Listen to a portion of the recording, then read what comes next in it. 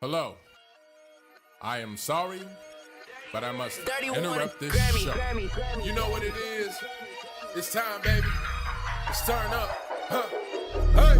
They said we it. They said we on. They said we strong. They said we gone. We say that you heard right. We say that you heard right. We say that you heard right. We say that you heard right. They said we it. They said we on. They said we strong. They said we gone. We say that you heard right. We say that you heard right. We say that you heard right. We say that you heard right. Man, I swear that it's imminent. I've been going so hard on my penmanship. About to go in and buy me a whip. And I pull that shit fresh off the dealership. I can leave you in red like an Xbox. Got me laughing at you like you Red Fox. Got you chasing Hot Wheels like a Matchbox. EA running the game and it don't stop. Super close like I'm playing for Blizzard. Cause you all in my sights like Red Dead Redemption. Never gonna slip on my pimpin'. Better get out my way, bitch, I'm on a mission. Really ain't no competition. I'm steady grilling opposition. I'm get up and ready to win. They can play it how they play, but fuck what you say. I'm getting this money today. Last of us like a dying breed. Down the ride like a noble steed. Fatality moves, I make you bleed. That's on any game, that's on any screen. Shut up and give me your money. They said we so lit. Even if I take an L, we coming back just to show that we don't quit. They said we it. They said we on. They said we strong. They said we gone. We say that you heard right. We say that you heard right. We say that you heard right. We say that you heard right. They said we it. They said we on. They said we strong. They said we gone. We say that you heard right. We say that you heard right. We say that. Let's go. Greetings and salutations, ladies and Damn, that's a lot of energy.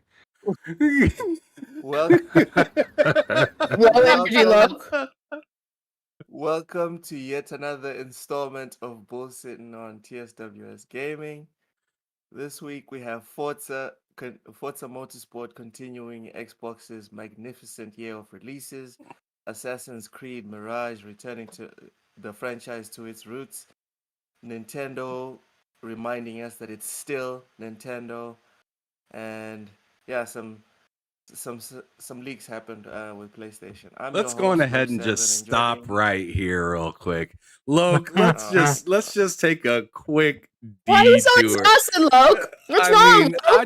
I just want to shout out this man's energy. It is bar none the best that I've seen yet since he's been on the channel. Our cameras are all screwed up, and thanks to me, as usual. It seems like no matter what, every time I go back to the exact same sources that I always use for 4 people, it just mixes up our faces and everything.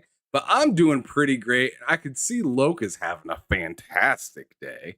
I would like to definitely hear what you have to say about the most recent news that you found out that kind of got you down before the show started. Look, maybe we should just hop right in. Since you're already holding on to this attitude, maybe we should just get it in right now and just get it out on the table and get it over with. Because man, Loke, you look like you're just defeated. And I just want it to be over as soon as possible for you so you don't have to go through the struggle of looking defeated for 2 hours. Look at him, he's crying. This is crazy. First off, welcome in, Mr. Joanna Dark. Thank you so much for coming in nice and early. Novak, thanks for chatting with me earlier on. Raichi, Vincent Vega, Tortoise Hawaii, Stanley Francois, welcome in. He says, "Damn, who took Loke's lunch money?" Right. It's been a hell of a day. It's been a hell of a day. It sure has. Listen. I hope everything's okay with you, like real shit. Full disclosure, Ham shared, was it Ham or Matt? One of you guys shared something on Twitter in our DMs, essentially saying that they're remastering Last of Us, and I thought it was a joke to like get me riled up or whatever. Nope. And when we jumped on the Discord before we went live, y'all were like, no, this is actually happening. So I'm like, cut the cap, let me go check on Twitter. It's everywhere. Yeah. This is real. He's like, it's littered. It's littered. This man is woke up, and I mean, this is his. I mean, I know it's supposed to be next week, but today is this Friday the 13th. Let's be real. Yeah. Strictly Gaming, welcome in. Yeah, it's not great news. It's Anyone scary. that knows me knows I absolutely hate Love. The Last of Us Part Yeah. 2. I hate the writing. I hate the pacing. Love. I hate what they do to Joel. I hate how they retcon the first one. I hate what happened with the leaks. I hate how Sony treated the people that did the leaks. I hate everything You just hate. from You're just a start hater. That's to true. finish. Right? That's Like true. the product, the impact the product had in the community, everything, the whole discussion. He said everything. I didn't even want to bring this up. I would rather I would rather never have to speak the words The Last of Us Part 2 like in that sequence for the rest of my life. I'm good.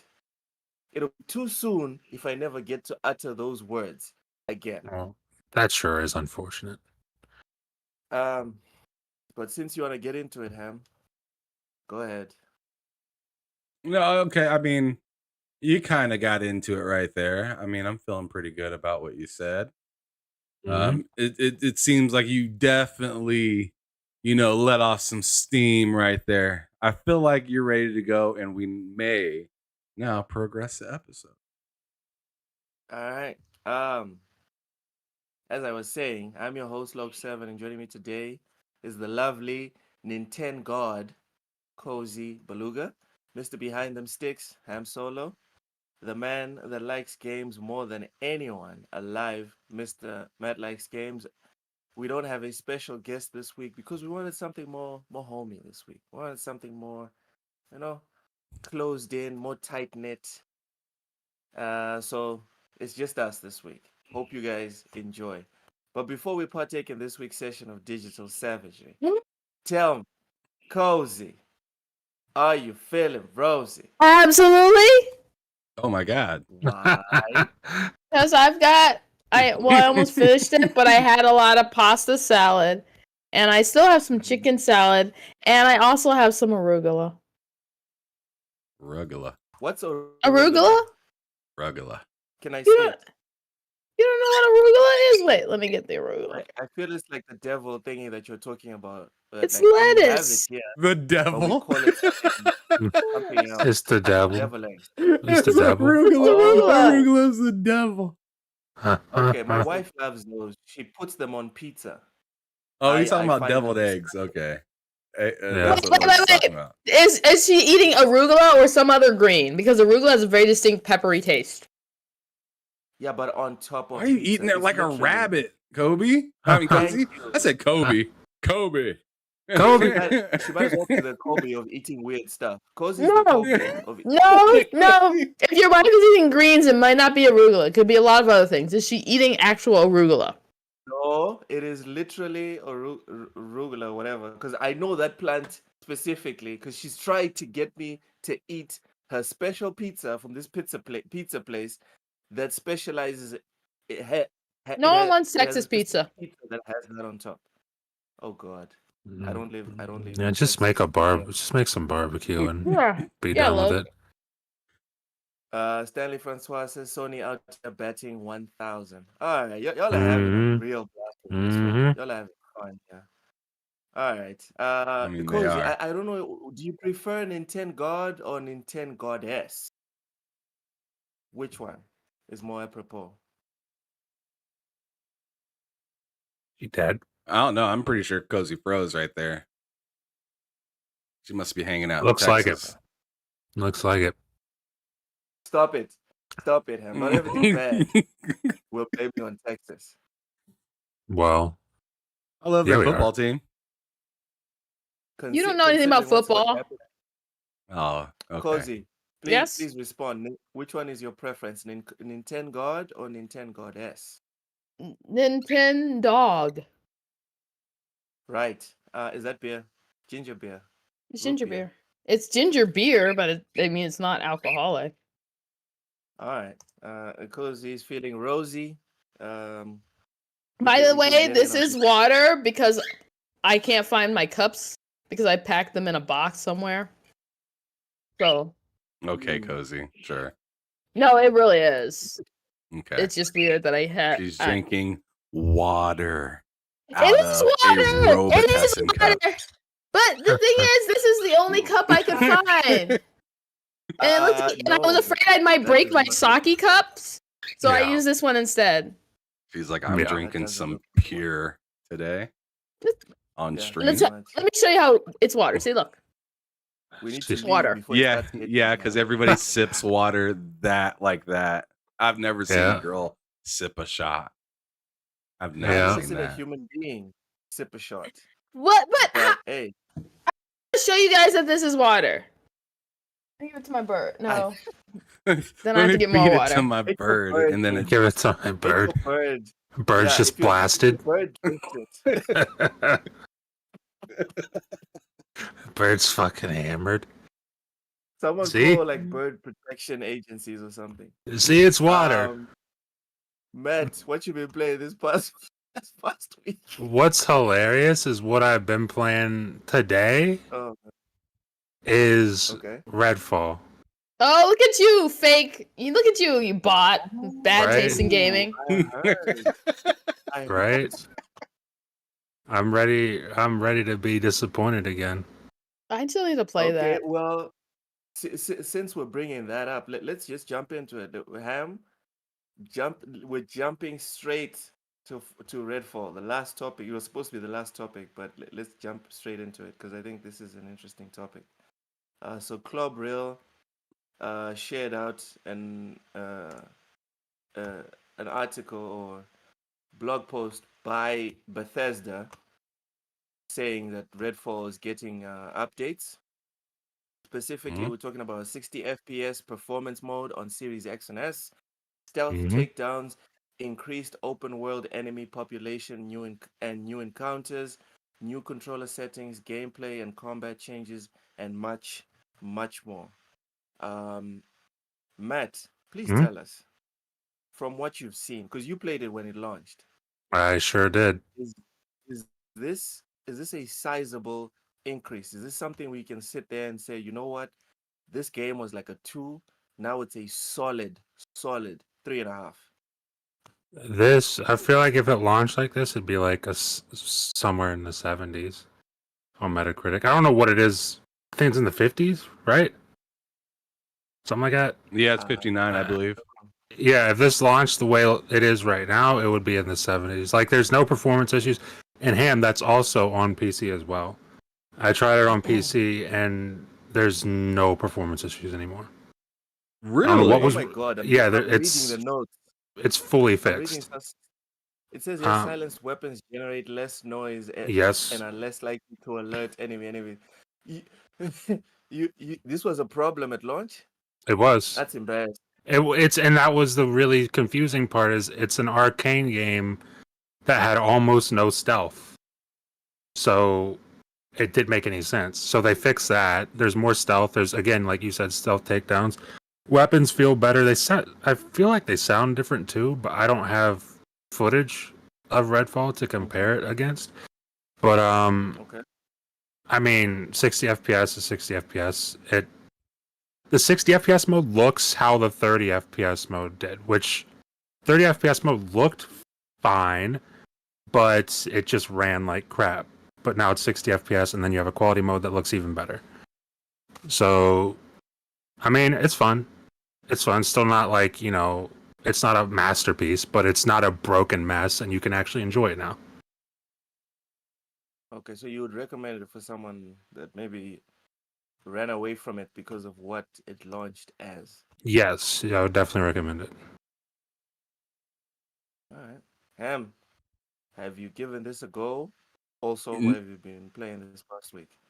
No, I haven't given that a go at all. This past week, I've been playing mostly Starfield, but I decided to give this game Cocoon a try, and I beat it yesterday. Woohoo! Really fun game. If you've been watching this stream at all and seeing me running around, I'm running around with my head cut off right now. I don't know what the hell I'm doing. But I did end up getting through it and beat it. It is really fun, man. Like the puzzles are pretty nuts and extremely deep. You can definitely get lost for a hot minute, but it's not a very long game. So it's just like, and you get the sense of that fairly early in it. So knowing that and getting lost in a little bit of a puzzle doesn't really feel like a big deal, if that makes sense. Like I felt the same way when I beat Scorn as well, which was an excellent puzzle game. It was disgusting and disturbing, but it was an excellent puzzle game, and I already knew when playing that hey, this isn't going to be crazy long, right? So I'll figure it out. Yeah, you can't figure things out. Everyone knows you went to public school. I did go to public school. Welcome in, Vic, the motherfucking click. Welcome in, Vic the click. Mo. Can I say real quick? Okay, go ahead, Matt. I was gonna say, the difficulty on Redfall is fixed. They fixed the shit out of that difficulty because I'm getting tossed. Really? You could put it on the hardest difficulty. It was so broken. You would wipe anything. It would take like 50 minutes for it to realize you're on the hardest difficulty, and then it would get hard. Whereas I boot up the game and it's difficult. It is difficult right out the box, even harder than the hard mode was before. At least I feel like it is. I'm dying quick, very quick. All right. So you now they're forcing you to use your companions. It's important now to go in as a crew.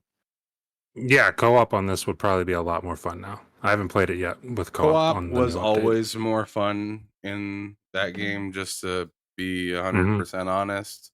Like I, to this day, probably still wouldn't want to play that game single player. To me, the story is just not gripping enough to play alone, in my opinion. To me, it's on the same story level as a like Left 4 Dead or Back 4 Blood kind of thing, where it's like cool, but it's kind of, since they have it kind of in the put into a way kind of like Scarlet Nexus, Loke, so you can kind of remember that, right? Yeah. To where it's like comic book moments, right? So it's very much like that. Lots of freeze frames. And a lot of freeze frames, and it's just not that gripping. And I feel like I was kind of given the raw end of the deal because I beat the game when it was broken. So like any kind of like story was kind of clouded over by the brokenness of the game. So it was just kind of like I just wasn't even in the right state of mind to even realize the story, because I'm sitting here thinking about the difficulty, or I'm thinking about having to restart the game, or this, that, and another. It was just tragic. But like the story doesn't really pull you in because it is in that way, like I said, like a comic book thing. So you mix that in with a broken game, and it's like attention lost. Kind of like signal lost. Pretty much. Welcome in, Lady Foxfire. Road to 1K. Let's go. Thank you, Lady Foxfire, for the support. And we try. Sir X-Man, welcome in. Flammy says my voice is lower than everyone else's. Figure that out, please. It's you. Cozy Richie. Because I have you turned up as far as I can, so you gotta move your mic closer. Says what? Richie says what? Richie says you recommended Planet of Lana, and he's grateful. Oh, thank you. It is a fantastic game. Yeah. Apparently. All right. So Redfall is a thing. Cozy, what you been playing this past week? I have to say, I'm obligated to say Jewel. So Starfield then. Oh, I've been playing Starfield too. Yeah. So I was actually supposed to start Lamplighter League, but I heard some things about it, so I'm a little more hesitant. I'm gonna eventually start it, but it's enabled me to just basically say, I'm gonna just continue with Starfield for a bit. What did And you I know, hear? huh? What did you hear about Lamplighter? Just some of the gameplay aspects of it were disappointing in ways of that I would care about. So I'm not gonna not try it myself, but I heard it from people that I'm like, that if they recommend me a game, I'm like, yeah, that's it. But I'm gonna still try it. But I have plenty of time. But the other thing is, I have to try it before November 14th because that's when Broken Roads comes out, and you guys know I've been talking about that game too.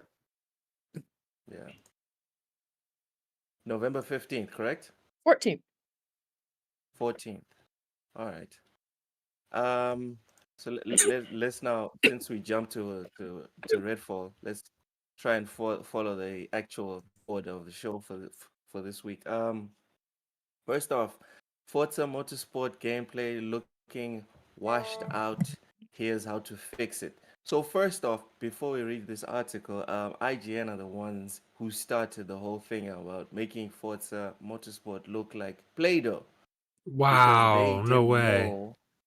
because they didn't know that what they were capturing Oh no, they didn't know something. had there was a bug, and instead of reaching out to Xbox or Turn 10 or whoever, they just went with that. Okay. There's been some wild theories that people are like, if this was a PlayStation game with these same bug issues, they wouldn't just run with whatever they saw in front of them. They would have gone back to PlayStation and been like, we're having issues. Can you help us? Before I read the article, does anyone here have like any thoughts on whether there's like credence to these theories? Like kind of an Xbox bias sort of thing Yeah, where kind of. yes, I absolutely do believe that to be the case. And I don't think it's as egregious as some people might say, but I do think it exists. I think it exists, and I think that that's what you just said is kind of an example of it. I find it hard to believe that whoever it was Destin, right, who did this video Yes. comparison. I find it hard to believe that Destin saw that and for some reason didn't go, Xbox or Turn 10, like, what's up with this? Because this absolutely doesn't look right. And instead of doing that, he just published it and he's like, this is what the game looks like. That's what it looks like. Like, I don't know. Only to come out a day later and be like, oops, my bad. My bad, that's my fault. I got it wrong. The clicks have already been farmed at that point. Exactly. Flamme says they also forget to add Xbox to some games on their website when you can see where you can buy them. Yeah. Okay. Smash the like button, retweet, post wherever, Twitter, Facebook, if that's still a thing, Instagram, etc. So yeah, okay. The Ham, and Cozy, I'm guessing you guys are quiet because you have nothing to add on this one, correct? No, I was actually on the phone talking to my wife. So just a little full disclosure, my daughter is at the dermatologist. We had to find her a new dermatologist, and they have her on like treatment kind of regiment thing for her skin because she's having an issue where her face won't quit peeling, and it's kind of scary. And and there's like pus that just won't quit coming out, and it's like we have no idea. But she's had like skin issues. Like if you've been following me for quite some time, you'll know that my daughter's had some skin issues. So I had to take her to the appointment, and then her mom met me there, and she's gonna be bringing her home here, and we'll kick it for the rest of the night. But I had to do that because I was just like, dude, I don't give a fuck about this show. I gotta go take care of my daughter real quick, and if I can maneuver and get back to the show later, I'll do that. So I hit up Loke and I was like, yo, man, if you can push the show a half hour, that'd be fantastic. And he's like, bet, go handle your business. So I apologize to you guys for being late, but full disclosure, I was handling some real shit. But yeah, I have no idea what you guys are even talking about right now. I'm assuming it has something to do with Forza. Wow. It does. Yeah, It does. Yeah, Matt. Okay. Essentially, we're going to dive into the article that the headline is Forza Motorsport gameplay looking washed out. Here's how to fix it from IGN. But before we get into it, I just wanted to have, again, like you're saying in the spirit of full disclosure, bring out what happened before this article, which is IGN put out like a review, and there was video gameplay that made the cars and environments looked like they looked terrible, right? And they ran it, and IGN ran with it, and people on Twitter were like floating a theory that if this was a PlayStation exclusive, IGN wouldn't just run with it. They would see this, and then they would go back to Sony and be like, guys, this is what's happening. We don't think this is the intended product. Help us fix whatever is wrong on our end. And then they would have just done the proper review. So the question is there any credence to this theory? Yeah, if you're asking me if there's any credence to the theory of just kind of being shit, is that what you're saying?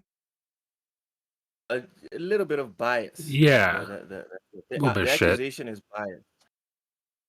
Well, I mean, you're clearly talking about like the whole down res and everything and having an opinion based on that. Like, I don't know. Please, Cozy. Yes. What do you got to say about this, sister? Because I mean, I just can't wrap my head around it right now. I can't make sense of what Loke's trying to put down to me right now. I think it's insane. I think what's been happening is it's been an easy attention target for them to do these Xbox bad sort of articles, which we've been seeing. So I think I can kind of agree with Loke, a little bit of column A and a little bit of column B. It's not that they didn't know, hey, this could probably be an issue. It's that they didn't care because you get more attention from Xbox bad.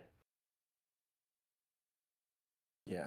But see, like, what I don't understand is how this can happen so consistently. And maybe you can help me understand this maybe from a corporate standpoint or something like that, Loke or Cozy or Matt. Like, I don't understand how that continues to slide, and platforms like Xbox that are getting shit on by the biggest news platform in gaming on the earth. But I mean, let's be a little honest, it's the American IGN version that's creating the most kind of insane BS. Am I wrong with that, Lo? Because I'll walk it back a little bit if I'm tripping. But is it just the because this is something that you've used quite a bit on this show. You Americans. Uh-oh. And when and when Starfield got raided, You were like, you Americans with IGN. Yes. Yes. And I'm 'Cause asking you now if everyone else saw sense. and I'm All the asking you other now, do you IGN think saw that sense. this whole thing is just like an American way of kind of like thinking right now, or if this is like IGN as a whole and Starfield was just kind of a weird one with America? No, I think if you pay attention, okay, whew, I need to go slowly on this one. I Uh-oh. think I feel like I know it. I feel like I know what you're about to say. Can I Say it. Bill try? Gates, Can I try real Americans. quick and guess Go ahead, what you're about to go ahead. say? Go ahead. I'm gonna assume that you're gonna say something, and I'm just gonna go for ballpark. I'm not gonna try to say what you're gonna say word for word, but ballpark. I'm thinking what you're trying to say is, yo, Americans seem to hate American things. America seems to hate themselves. Am I in the right Yeah, ballpark? essentially, there's a lot of oh goodness, and we would need to like decipher this as a cultural issue because that's how I see it. I don't see it as like an IGN issue. I think it's a cultural issue that it's spread to like over correction in terms of actions, you know? When, for example, you punish your kid, right? And then your child is like mad at you, upset at you, and you as a parent are like, okay, I've grounded you, right, for what you did. The punishment is now over, but now instead of just being like, now let's bring let's bring the heat in the relationship to just like an even keel, you overcorrect. Instead of being like, okay, punishment over, we're just gonna move on. Now you're like, punishment over, but now I'm gonna buy you a Benz. You know what I mean? There's an overcorrection of the celebration of all things American, where it used to be y'all were on 11 in terms of celebrating your stuff and taking care of your stuff and loving your stuff. Now you guys not almost literally crapping on your own stuff because of, I don't know, guilt or whatever. And if you look at specifically the IGN issue, you just look at the averages, right, of the negative reactions. It's never, almost never IGN, Japan, France, UK, Africa, all these other IGNs. It's almost always IGN USA. When it comes to the controversies with the other IGNs, it's, oh, someone in Japan didn't give God of War 10 out of 10, so fans are freaking out. But the person gave it a 9, you know, because God of War is still an excellent game. Whereas the flip side of of that equation is freaking Starfield, one of the best games we're probably going to get this gen. Oh yeah, it's just a 7. And if you read the review, oh, it's barely a 7. Can I ask? Do you think that has to do with America enjoying clickbait more Yes. than, say, any other countries, other publications from different countries? We already know that Americans typically have a very low literacy rate compared and comprehensive rate compared to most people. And that's not even a slight. That's just factual. They have a Yeah. lower literacy rate and what's the other word I use? They can't read context very well. So they're Comprehension. just like not as capable. And so these things are easier to it's easier to get one over on them and kind of like, you know, mess with their feelings in a certain way. And I think, the culture of like American entertainment is largely moved into spaces of like, and that includes games, spectacle. So you have like this weird space where a lot of people talk about games in these extreme ways because that's how American entertainment works. It's either this good thing or it's garbage. Mm. No, it's not even good. Not even good, Cozy. Like this is something that me and Ham argued about, I think 2 or 3 weeks ago. The use of the word "great" for just decent games. I'm like, guys, are we grading these words? Are we using these words properly? Great? Come on. But that's Very few subjective. games are great. That is objective. I mean, subjective. No, there is some objectivity. There is when not you- any objectivity. when If you- I'm not having fun with the when you game, bring is it really great?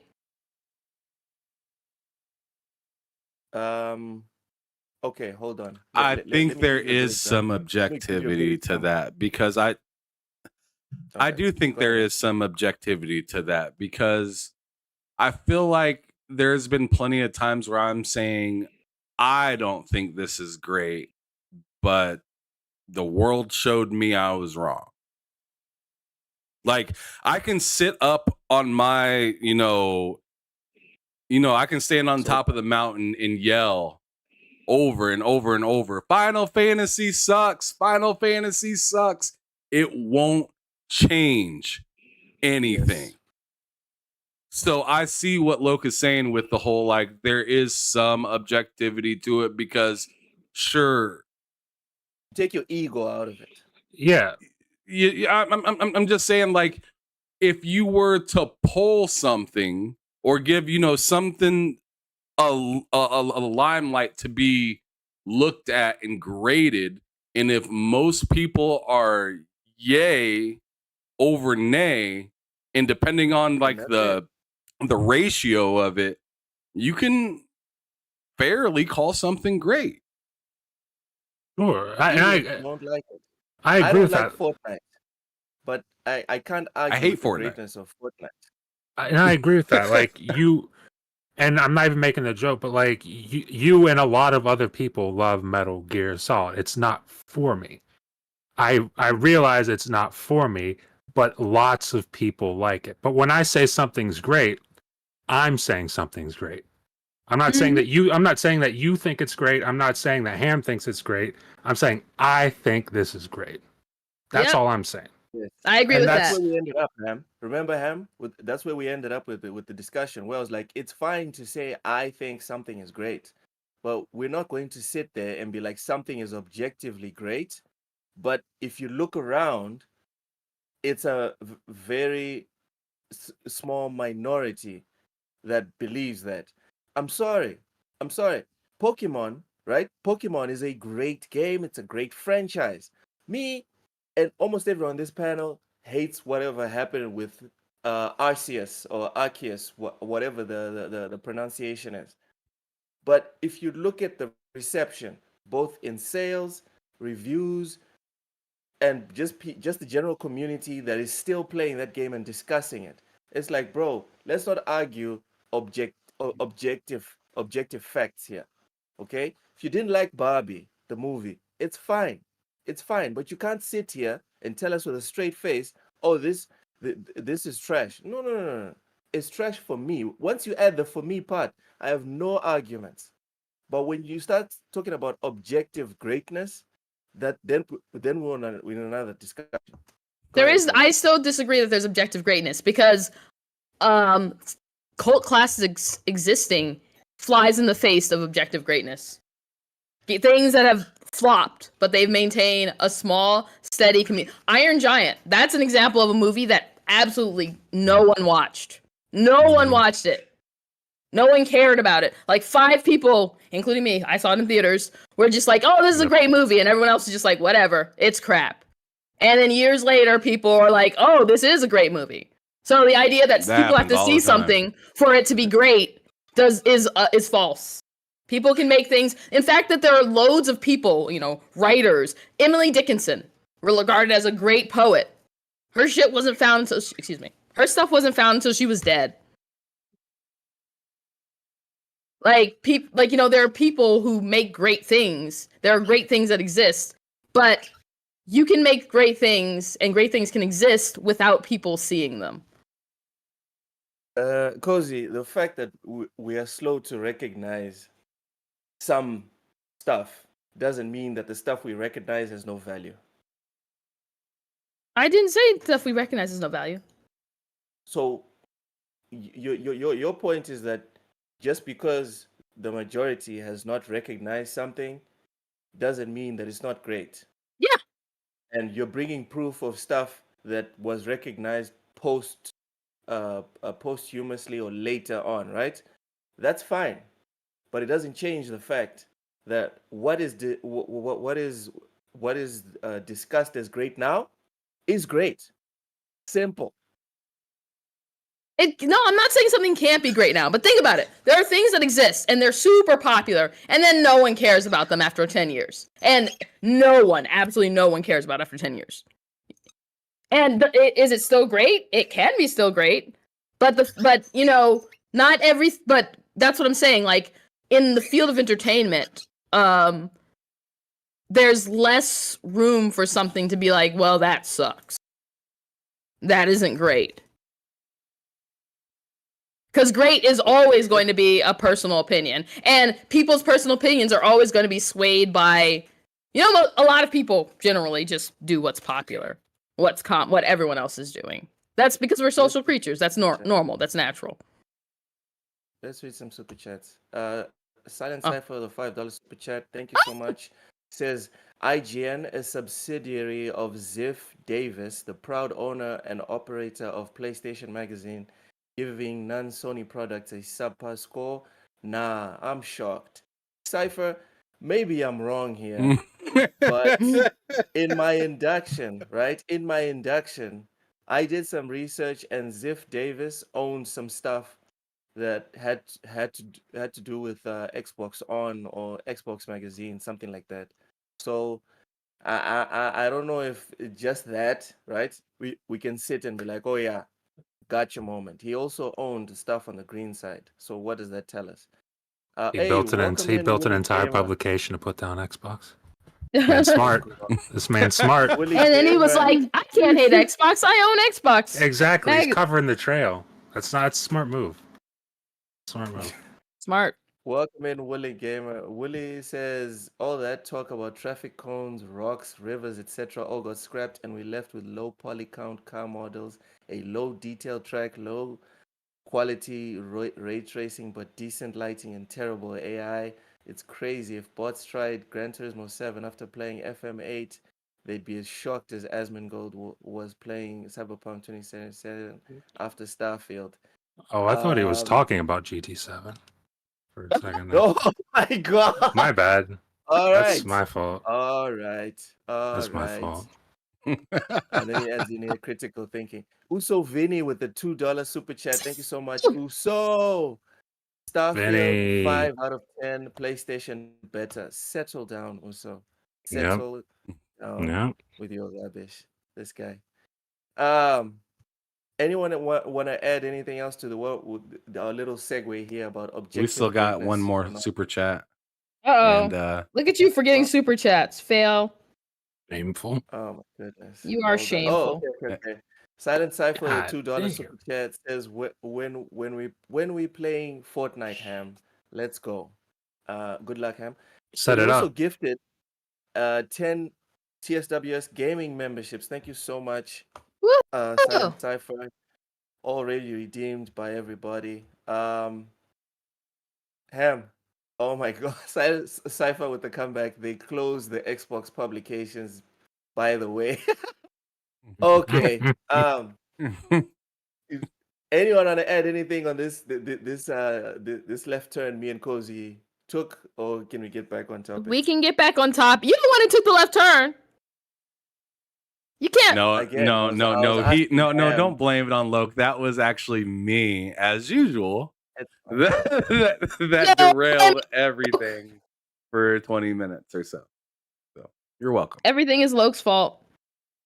I'm John fine with that. It CJ checks with out. a $2 super chat. Gran Turismo TJ. 7 is trash. Forza Motorsport destroys it. Okay, you know what, John TJ, it's your fault for the next turn we're about to take right now. My only problem, and I have one specific problem with Gran Turismo 7, is this thing about the cars selling out. I don't want to know about fake scarcity. I don't want to know about all the immersion feeling. Or I'm not feeling it. I don't understand. I want to understand it, right? I have money, right? I want to buy the car. Let me buy the car. What is cars selling out? What is this?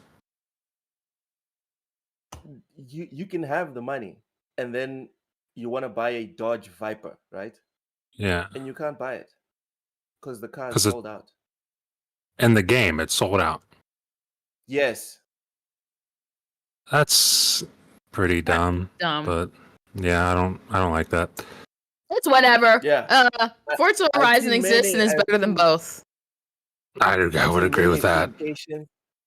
I've seen many like explanations and all the and for me it's just people contorting to try and make something that doesn't make sense make sense. Hear me out though. But what if that was just like the developer's design choice?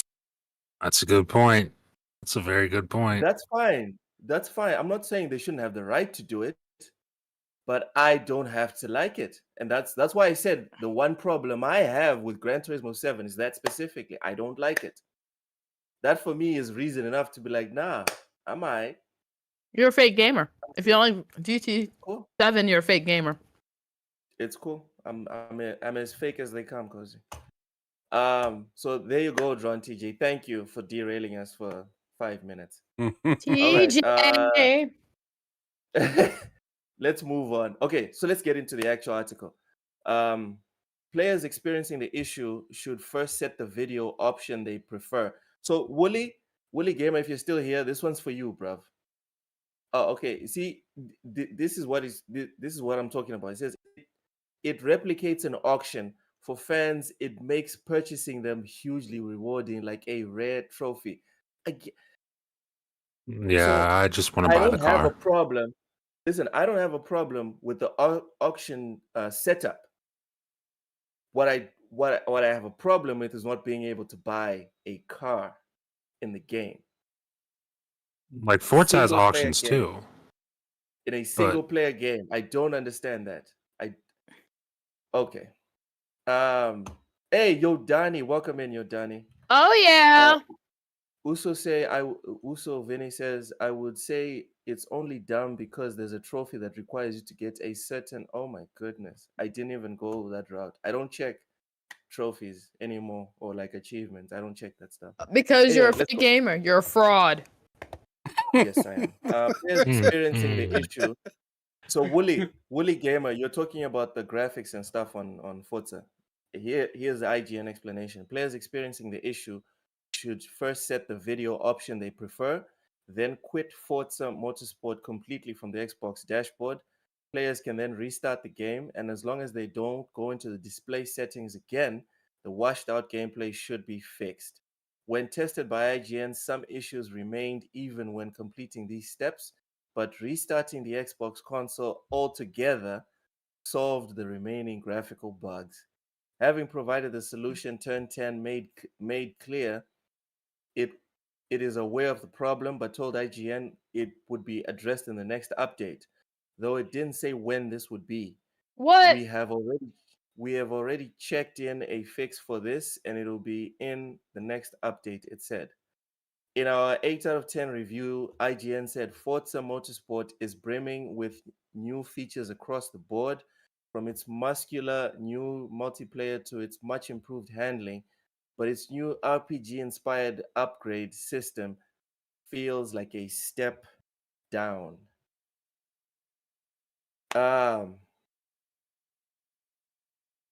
Matt, you go Yeah. first because you've given this one a go. I will be giving it a go. I have not played it yet. I don't have the early access. I'm interested in the whole, I guess you call it a progression system for your car, is the way they're kind of explaining it. But at the same time, I've also seen people say that, like, it can take hundreds of hours to get wide body kits on all the cars you want wide body kits on. Boo. So it's like, What? I see that, and I'm like, that doesn't sound awesome. But No, it doesn't. I don't know. I'll judge it for myself whenever I give it a shot. But I mean, I'm excited for it. It's the first time I've been excited for a sim racer since GT4. So I'm still excited for it. Exactly, Cozy. I'm still excited for it. I'll give it a shot. But I mean, we'll see when I play it. We'll see. Totis Hawaii says that's a back assword fix for an issue. I agree. All this, I'm sure It is. there's a fix. I guess we should appreciate it, but I think it's a cack way to go around it. Yeah, it's Giving pretty me shit. work, Xbox. I'm on a console because I don't want the work. All right. If I wanted to game mainly on PC, then I'll do it. All this stuff about settings and restarting the console, no. Willie Gamer with the £2. Oh, okay. It's the first time anyone's ever gifted us pounds. Thank you so much. Willie No, Gamer. it's not, but Two- okay. £2 super chat. This is collector cars only, not brand cars.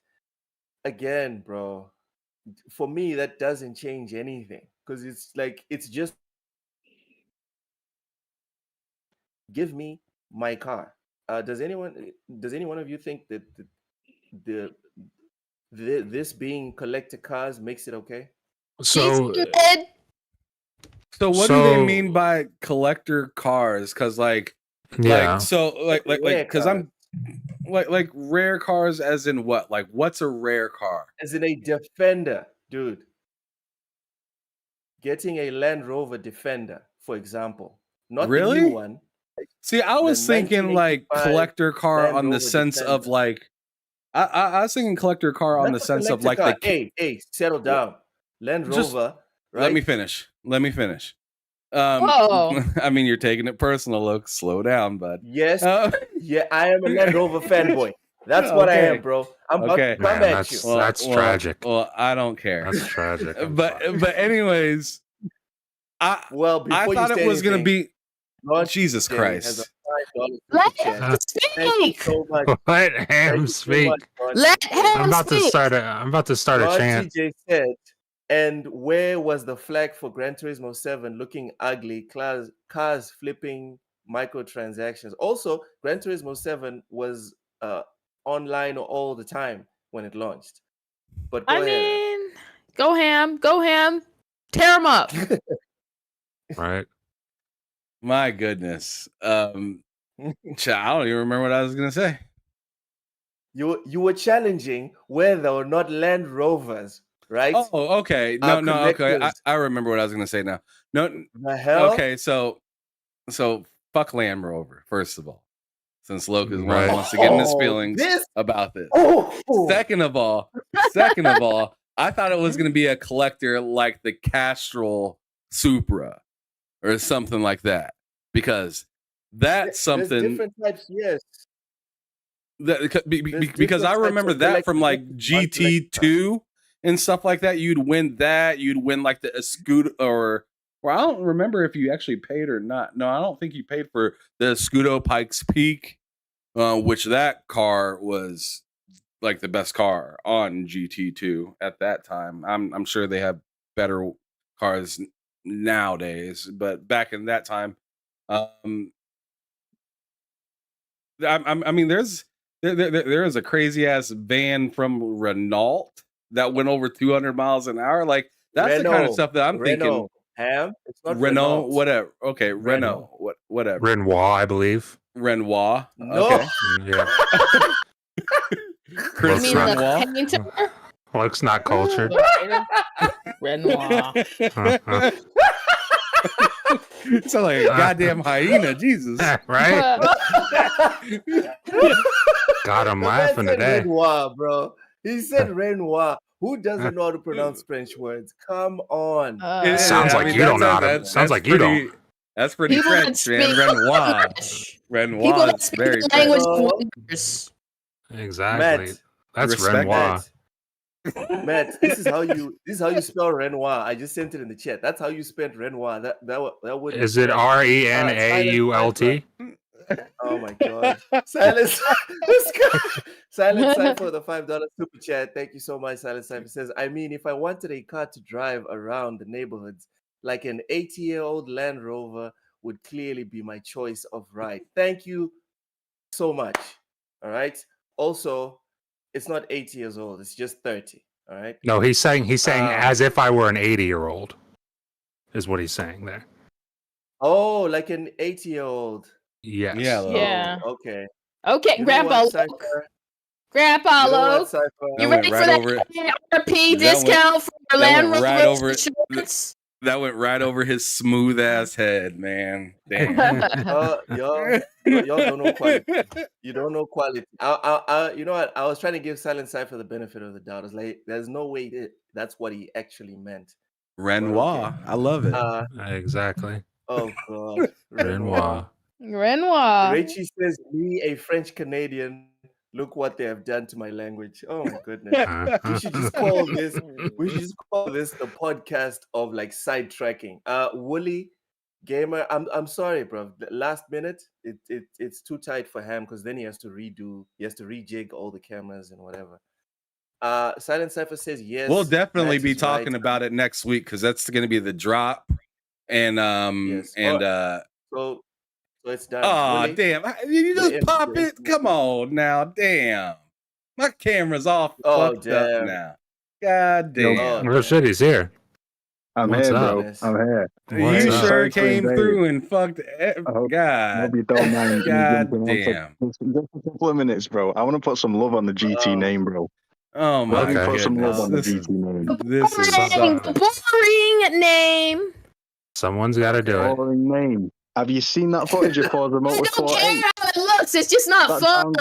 That downgrade is worse than Watch Dogs 1, bro. All right, stop. Willie, They even got rid of the traffic cones. What's going on? Willie, before we address things, Forza, bruv. Forza. Yeah. All right. Shocking, bro. Next we're calling names Grund Turismo. No, let's call them by their names. It's Forza Motorsport, not Forza. All right. You can call it whatever you want. Go Don't listen to him. Horizon. Um, All right. Make your point, Willie. Make your point. So about this first of all, the limited time window to get certain cars, it refreshes periodically and they come back. But the auction showroom for vintage cars, like for example, I got the Gaia 60 Roadster, which is it's gorgeous, topless, rickety 1960s like sports car, vintage collector's item. Got it for $2 million, and it was limited time window. But I got it. I really wanted it, and I bought it to drive around the Nuremberg, like when it's beautiful and chill, and I'm with my mate Retro, and we both managed to get the same car, and we just take it around the Nuremberg, a 15-mile circuit, and it's just glorious, bro. With the DualSense, with the VR headset, you feel every single bolt rattle in the car because it's old, and you feel the rattling in the controller, and it feels so unique, and it's such a joy to drive all these This different man cars. rubbing that booty. Different... He rubbing that booty hard right now, Honestly, man. bro, if you play Gran Turismo 7 and you get I have your favorite car, I am able to play Gran Turismo 7. I do have my favorite car in that game, bro. Chill. Right. And take it round the Nürburgring and just drive around the Nürburgring in your favorite car, and then swap over to an old vintage classic, and the difference is crazy how it feels. And like, no, that is an amazing. I've gave props to the DualSense for Gran Turismo 7. Like I think it's phenomenal. And here's something that I actually said on Twitter earlier today, because a lot of people were like jumping down Destin's throat about some bullshit and whatnot. And sure, like you're not always gonna like what a reporter has to fucking say. But at the end of the day, I gotta read this goddamn reply. I gotta read this shit because All this right, is Ron this TJ I is don't even know real. what Destin said, bro. I'm off Twitter now. Ron I've TJ just says- No, come no, off no, it. no, that's fine. Okay, let me read the super chats, guys. No, real quick. Look, let me just finish it up, and you can get back to the super chats and all that stuff. But he was just talking about, and I'll actually bring the article up right here because I actually have it to be able to be seen right here. So, bam. Destin put, I may be changing my mind regardless of visuals. By the way, I love both of these games a whole lot. And really, I mean, if the game is dope to you, it's dope to you. Stay on GT7. If Forza is more your Or speed, Drive Club. then Or holla at Drive Forza. Club. I mean, come on, bro, Because stop. Drive Club, What are you talking about suddenly Drive Drive Club Club It's the is the listed. best driver in the world. I'm like, bro, Drive Club's what? insane, bro. It's an amazing game. I mean, that's fine, but that's outside of what I'm Okay. talking about right here. What I'm strictly Go ahead. talking about is, hey, if you want to get, if you are a PlayStation and Xbox fan, let's say you like them both, but you want to enjoy things and have VR and all these other things, bam, PlayStation, simple. Yeah. If you want to play if you want to play Forza, you want the ray tracing in game. You know they're gonna be fixing this game throughout the time, just like they had to do with GT7. They had to fix that a few different times. You know that's a fact. That's true. That's just a fact of the. That's just the fact of the matter of where we're at in gaming. You choose what you like, and you run with it. They both look pretty good. I personally have a problem with GT7 just for the way the camera kind of feels when you're turning the car. I think it's kind of fucked up. If you're playing third person, then I completely understand that. I do. But if I had the VR, I'd be playing first person, 100%. And I'm guarantee you, exactly, I'd love it.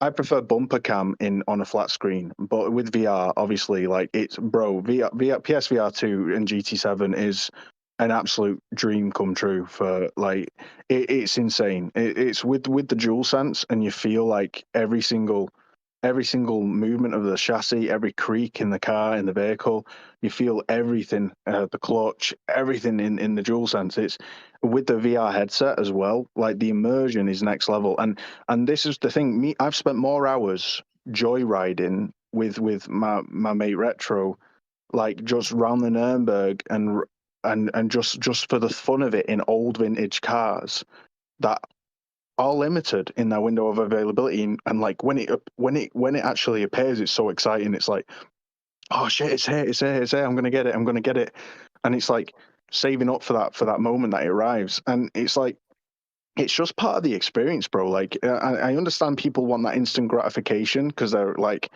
of getting whatever car they want if they have the money. I do feel like it feels so much more special. It's like a rare trophy. People trophy hunt. They're just digital trophies. They don't have any inherent value other than they're a showcase of, you know, either a grind or what you've achieved or something that you can be proud of. And similarly, it's the same with these vintage cars, man. Like, bro, imagine trophies. having these rare trophies, and there's a chance that you might put in the 50 hours it takes for that platinum, but there's no guarantee you're going to get the trophy. There is always a guarantee. The cars always show. They always come back. They always circulate. Okay, your trophy, you put in these hours, you're not going to get it today. We'll see you in a week. We'll see you in a month. That's okay for you. I don't. Well, yeah. I mean, it's okay for me in the sense that. Thank you. No, I appreciate your feedback. Look, but don't dismiss that for a moment. I'm not dismissing it, and like I understand what you're saying. You want that. You've got the money to get the car, but you've also got other cars that are currently on display that you may not have seen before when you're waiting for the car that you want, and then you're faced with a dilemma. Do you get this car? Do you get that car? Like it's part of the experience. That's all I'm saying. Said, it ain't a dilemma. I just want that shit. You said I just All right, want that shit. Super chats. Let's do some super chats. Ron TJ with the $2 Right, super I'll chat leave you to says, it, look. Thanks for having me, bro. all right. Cheers, bro. That's John TJ with the $2 super chat says Gran Turismo 7 looks like Forspoken, nice and broken. Oh, You know what? God. Forspoken wasn't so bad. Forspoken wasn't so bad. Silent Cipher with the $2 super chat says, I'm glad to hear from one of the 20 PSVR owners. Okay. That was mad. Who's talking about Cappy? Oh, Mishi. Okay, Mishi was not enjoying this segment with Wooly. But yeah, okay. Big Mad Mo, cars don't feel like cars in Gran Turismo, they're floaty. Tortoise says Loke's about to throw a hippo at this guy. My god. You know what?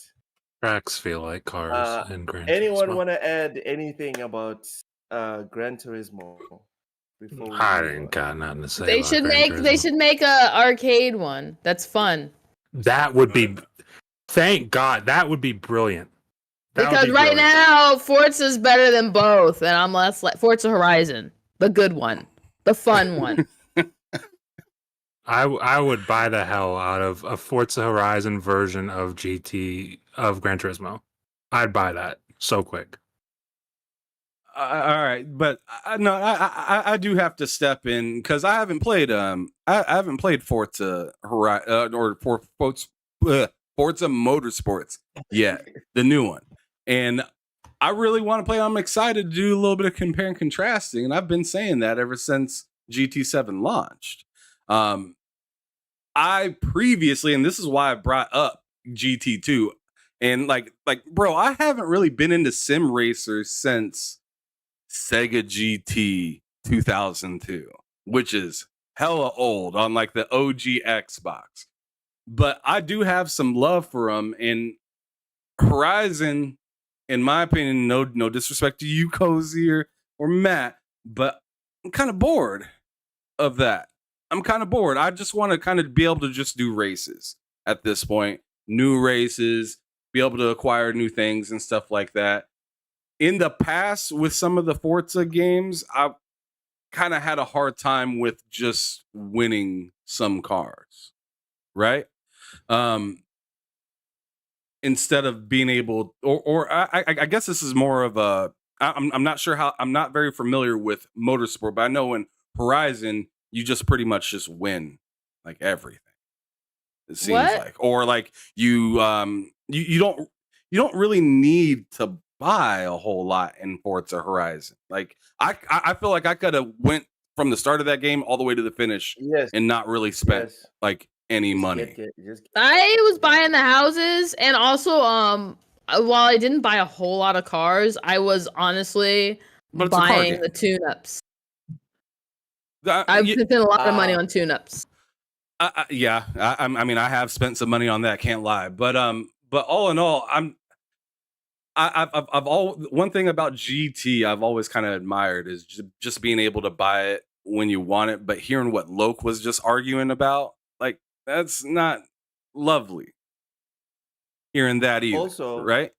Also, to Willie's point about it, Forza Horizon giving you like supercars at the beginning, and it feels inconsequential and stuff. It's two different demographics. We're It not going to is. sit here, right? We're going to sit here and compare UFC and Tekken, That's fair. right? Mhm. So, Because what Forza the Horizon's Forza, just it makes more go sense. out and play.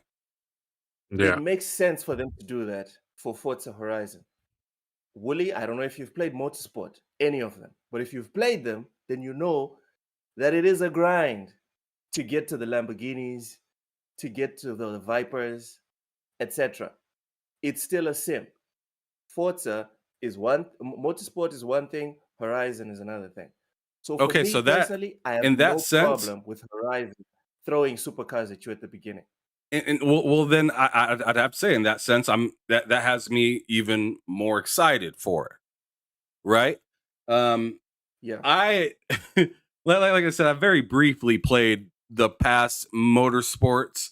I have 7. I got it when it was delisted, and me, Matt, and Vinny Yeah. played a few rounds of it. It was fun and whatnot, but already knew that they were working on this new one, so I was gonna more or less wait on this to kind of reintroduce me to Forza Motorsports.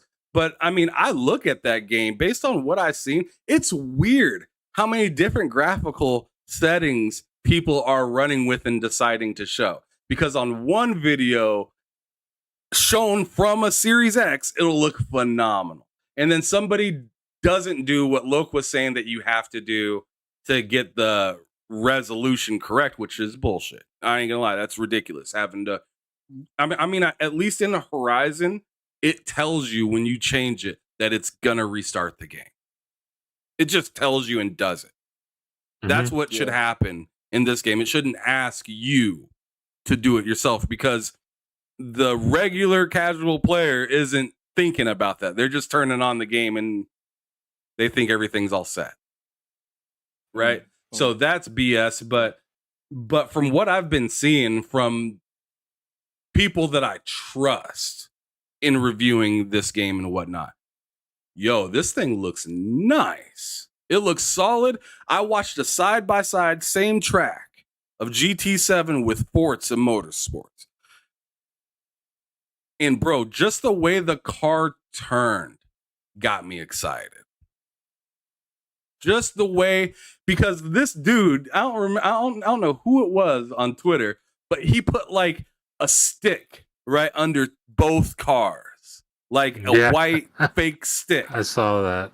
And wait, how do you put a stick? It wasn't like a stick. It was like a white line. It was a white line, just kind of like saying, yeah, on the video itself. So like they put a white line on each of these and then said, look at the difference between these two games. And on GT7, that car did not budge from that line. It did not budge. It looked like, you know, one of those classic, like little kiddie things where you turn both ways, like the retro racing games. Yeah. Like the moving. Yeah, the track's moving, but you're kind of shifting your car left and right. I'll have to share that, because that was very telling. That was very. That doesn't happen in Gran Turismo. No. Okay. It does. Okay. It does. I'll pull it up right now. No. I'll pull it up right now. All right, It does. I don't see why you think I'm lying about this. Reach out to me on Twitter, TJ. We'll set it up. Wooly, I'm penciling you in as the guest for next week. So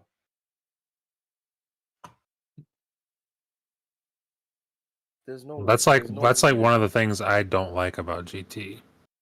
Is the thing is, I don't remember that being the case with Gran Turismo 3, and I love Gran Turismo 3. But then I would go back and look at the footage. It's like it was the same thing there. But for whatever reason, between Gran Turismo 3, 4, and GT7, that bothers me now. It actually bothers me. I don't know what the reason is, but I don't like it. So X-Men says, I can play Forza on PC now at a blistering 120 FPS with wheels and pedals and shifter. Damn! Send us your pictures on Twitter. I want to see your setup.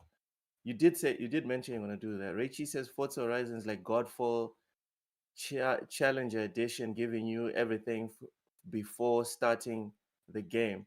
Again, different demographics, bruv. Woolly Gamer, TPP camera, I think third person camera angle in Gran Turismo 7 is static. Yes, it sucks for those who what. So yeah, exactly. That's all right. real? So I got the video. I got the video pulled up right here. Yeah, it's not even like I'm not knocking. It's just what it is. Hold on. It literally is just what it is. It is what it is.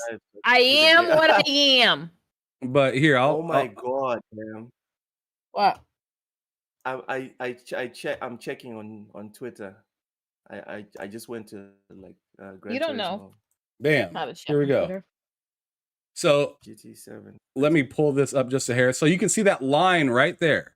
Just like Woolie's saying, it doesn't budge. The car doesn't budge, and it's just weird because I like to drive in third person. If it was like I said when I was talking with Wooly just a moment ago, if I had the VR setup,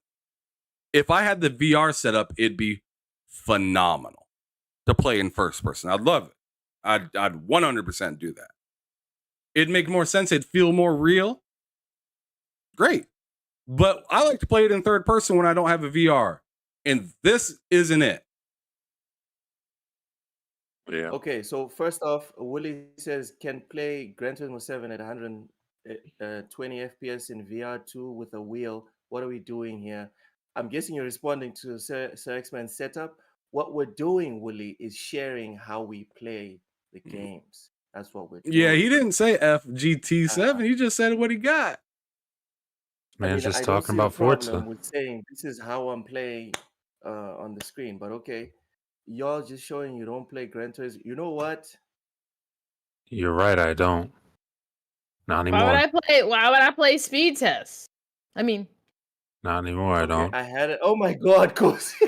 You know, I didn't. No, notice, I just I got done did saying I notice played Gran that the Turismo. How car- else would I not know that without playing it? I didn't know that the car was. I didn't notice that the car was static. I swear. It's hard to didn't not notice. notice. Yeah, to me, I it's did hard to not notice. notice because it feels like the entire like it feels like kind of like a bus window a little bit. Like you're in like you're riding on the bus, and you know how buses kind of turn, the front is like flat. That's what it kind of feels like turning in third person. This car, it just is. The controller, like I 100% agree with Wooly. The controller feels amazing for GT7. It does. It's just hard to look at, which is weird. Silent Cypher, the $2 super chat says Ham was that GT7 footage from PlayStation 2. Man No, has no. jokes. No, it's not. It says Alright, PS5 right there let's- in the corner. It's the real deal. Okay, all right. Anyone else want to add anything here? I mean, we're No, I supposed to be talking about Forza, I mean, but we evolved why are into, we like, still talking Twitter. about this boring game? Oh my goodness. All right, Okay, then. let's move So on. we're done with Forza. Assassin's Thank Creed you. Mirage. Assassin's Creed Mirage. So there's various angles we're going to tackle here. First is the review from IGN. They gave it an 8. I don't know. I'm salty about this one because this is an 8. Starfield's not. But okay, let me read the review. Assassin's Creed Mirage back to basic approach is a successful first step in returning to the stealthy style that launched this series. The discourse on like in the community is that the game is too short and there's nothing new. It's just old Assassin's Creed with new graphics. How do you guys feel about that? Pikachu shock face. Ubisoft Whoa. makes an Ubisoft game. Like, at this point, people complaining are just stupid or oblivious. Like, because they have a history of giving you these things. And you know, there's no one more that you will know exactly what you are getting from them than Ubisoft. If you're like, oh my goodness, this is like I get like, in what way was it short? Was it just like, oh man, I wanted more of this game? Oh, I wanted more DLC. I want the same bloat that Ubisoft usually does in their games? Yeah, it's not a 100-hour grind fest. Yeah, like the problem with the other Assassin's Creeds of the late were that the people were complaining, this is too much. So you know what they did? They're like, we're gonna do less of that. And now people are like, it's not enough. Like, come on. This is why you don't listen to gamer feedback, because a lot of it is just gonna be bad. You know Cozy, what? going behind the curtain. What do devs really think, Cozy? Tell us, please. Oh. I mean, there's good feedback, but a lot of the good feedback does not come after the game is released.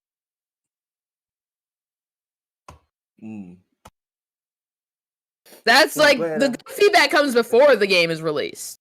And then you get a lot of like bad takes from people who don't know what they want, are usually half informed, and are told what they want by everyone else. Because I guarantee a lot of people saying like, "Oh, like, this game is too short." The same people complaining about the last 3 or 4 Assassin's Creeds being too long and too bloated. Facts. And they weren't Assassin's Creed, they were Warrior Creed. Because you could just walk up and aggro everyone and it's fine. From what I've heard Like, about face- people, Go yeah, ahead. that are fan of like older Assassin's Creed, this is like a more traditional turn.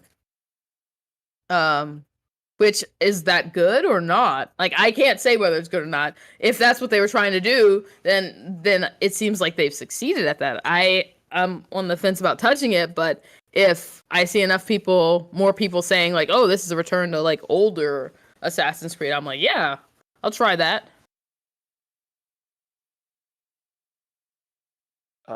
That's doing it for me. Like I'm feeling it. Everything everyone is saying, at least the ones that are in love with it, right? Even the people that are not in love with it, they're still selling the game to me.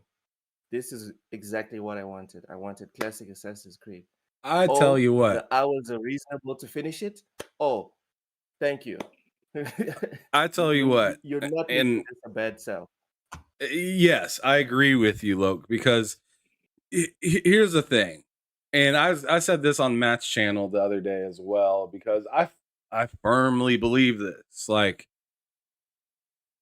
the old Assassin's Creed is good. The new Assassin's Creed is fun.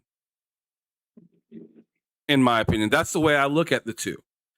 I think the new Assassin's Creed it's fine if you like the grindy, having what feels like just a ridiculous amount of things to do, or just, never ending, essentially. And it's just more fun. It's just more fun. It is what it is. But as for the older Assassin's Creed, or this new one that just came out, Mirage, it pays homage to what Assassin's Creed really was at the beginning. And it's not as fun because you can't just jump in and fight 100 people. Right? You can't just jump down and, I'm fighting the whole town now. Right? I mean, sure, you can fight a lot of crazy stuff, right? But you're not going to survive and do all these magical, weird things that you do in Odyssey or Origins or any of these newer style Valhalla, whatever type of games. But but it really does pay good homage to the old school ones, to where you are more stealth, more hidden, more directive driven. The story is very tight, specific. It keeps you in the loop, as to where the bigger open world, crazier versions of Assassin's Creed, it's kind of up to you how you kind of approach that story. Traditionally though, the story was the story. You didn't have all these crazy choices. You didn't have all these RPG elements that you have in Odyssey and Valhalla and whatever. I think it's good that they're doing both. And I agree with Cozy on this. Like, people just don't know what the fuck they want. A ton of people said, yo, this Assassin's Creed's too goddamn big. So what did they do? They gave you exactly what you asked for. And to me, this, it looks beautiful. I seen some of the gameplay and I was like, yo, these dudes is crazy. Dude throwing a knife and then like transporting at him and I was like, that looks hot. I don't know what y'all are looking at, but that looks hot. I want to give that a try and get into it. But if it's a miss, it's a miss. But I just highly doubt it. And plus, everybody's so motivated to get their story out before they even know anything, just to get a couple clicks in their direction, just so they can say, look at me, I made some money off of Twitter or X or YouTube or whatever. I didn't do it the right way. I just did it just to get everybody in a fuss. Yep. Ron TJ with the $5 super chat. If you're going to make a huge open world game, then at least make it co-op where I can invite Ham, Solo, or Loke, or Cozy. Facts. Facts. Not Also, Matt. Tortoise Hawaii. I don't know if he did it on purpose. Tortoise Hawaii says something that I agree with. It says new Assassin's Creed should be a whole different series. I agree. You don't have to destroy the old to make the new, or you don't have to destroy the new to reinvigorate the old. All right, call it Warriors Creed or something, right? And then this one will be Assassin's Creed for the people like Big Mad Mo and me. It's in the name, Assassin. All right, you are supposed to imagine if Hitman comes out. Remember, Ham? I don't no know. stuff. I don't know if you guys. Hitman, but I don't know but if they're you guys bullet know sponges. Absolution. No, there was a game like that. Yes, Hitman. I think it was Hitman Absolution, the one that made the series take an hiatus because they went too much into the action realm. People were pissed. People didn't buy the game, and they were like, "Okay, clearly, you know, we're not going in the right direction." And then they brought it back to what Hitman is, because that's exactly the point. You are an assassin. You're not a super soldier. You're not Solid Snake. You're not Zelda. You're not The Witcher, bro. Settle down. You're a random guy or gal who got training for 10, maybe 15 years to be an assassin, but that's it. There's nothing special about you. So you can't sit there and aggro 30 people and actually be able to get away with it, and then everyone is okay with that, and then you put on the cover Assassin's Creed. No, dude, you're not an assassin. Stop it. Get some help. Matt. Yeah. Matt, you didn't give your take on people's reactions for Mirage. Go ahead. I kind of agree with Cozy. I don't think people entirely know what they want because, I mean, for me, I feel like I know exactly what I want. I prefer, like, I'm the odd one out in that I prefer the new Assassin's Creed over old Assassin's Creed. But, I mean, the last 3 Assassin's Creed games, all we heard from people was, we want the old Assassin's Creed back. Well, now you got the old Assassin's Creed back, and it's like, it's too short. Well, that's about the length of all the old Assassin's Creed games. In fact, it's probably just a little bit longer than those. So it's like, why are you guys complaining? They gave you what you want. It looks fun. So, like, play it, make up your own mind, but don't be like, well, actually, we want the new Assassin's Creed now. Well, what do you want? Which one do you want, honestly? Because it's like, you got the new Assassin's Creed, you got 3 of them. Pick whichever one you want and play it. But they haven't had an old Assassin's Creed in a very long time.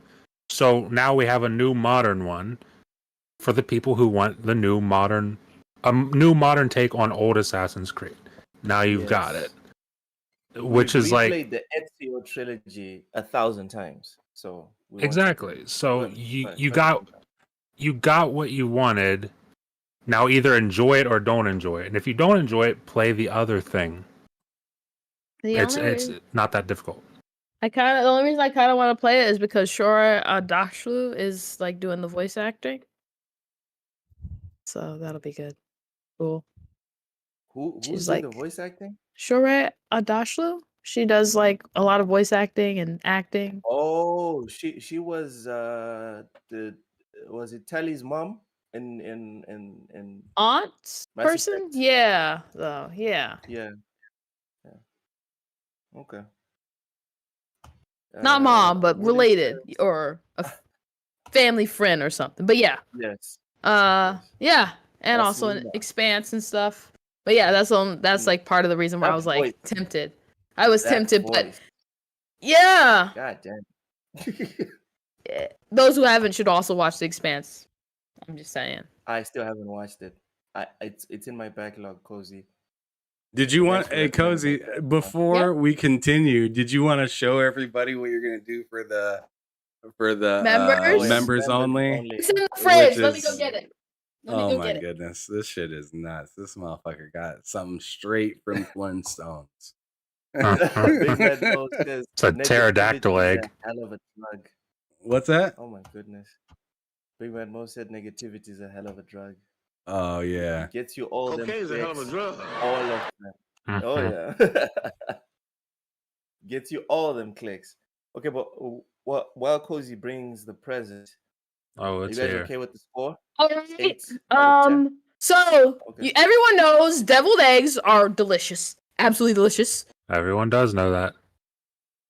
So I will Except be making Logue. a giant deviled egg with this beauty right here. Things as big Isn't as her that- fucking head. Hey, isn't that nuts? That's a weapon.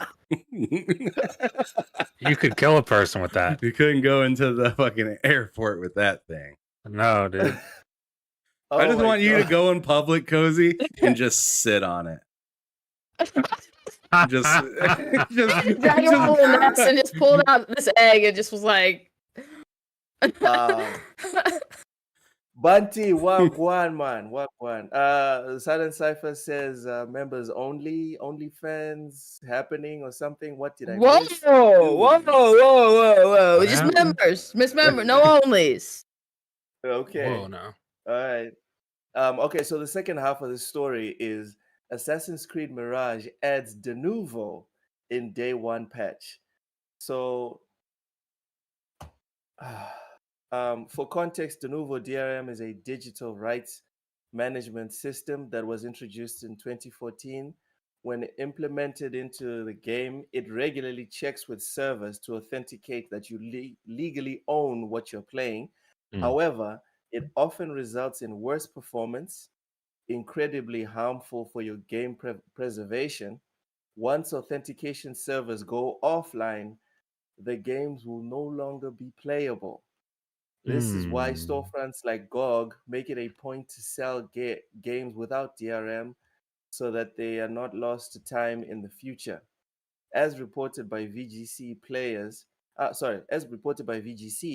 players who downloaded Mirage's day one patch were met with a EULA de nouveau license agreement to sign before they could continue playing. This confirms that DRM has been implemented. Here's one of the quotes. I think the bigger issue here that some people seem to be ignoring is that Ubisoft are waiting for reviews to come out, then updating their game and putting in DRM. It doesn't matter that it's de nouveau, it's just a sneaky, shitty way of doing things when they should just be honest about it from the get-go.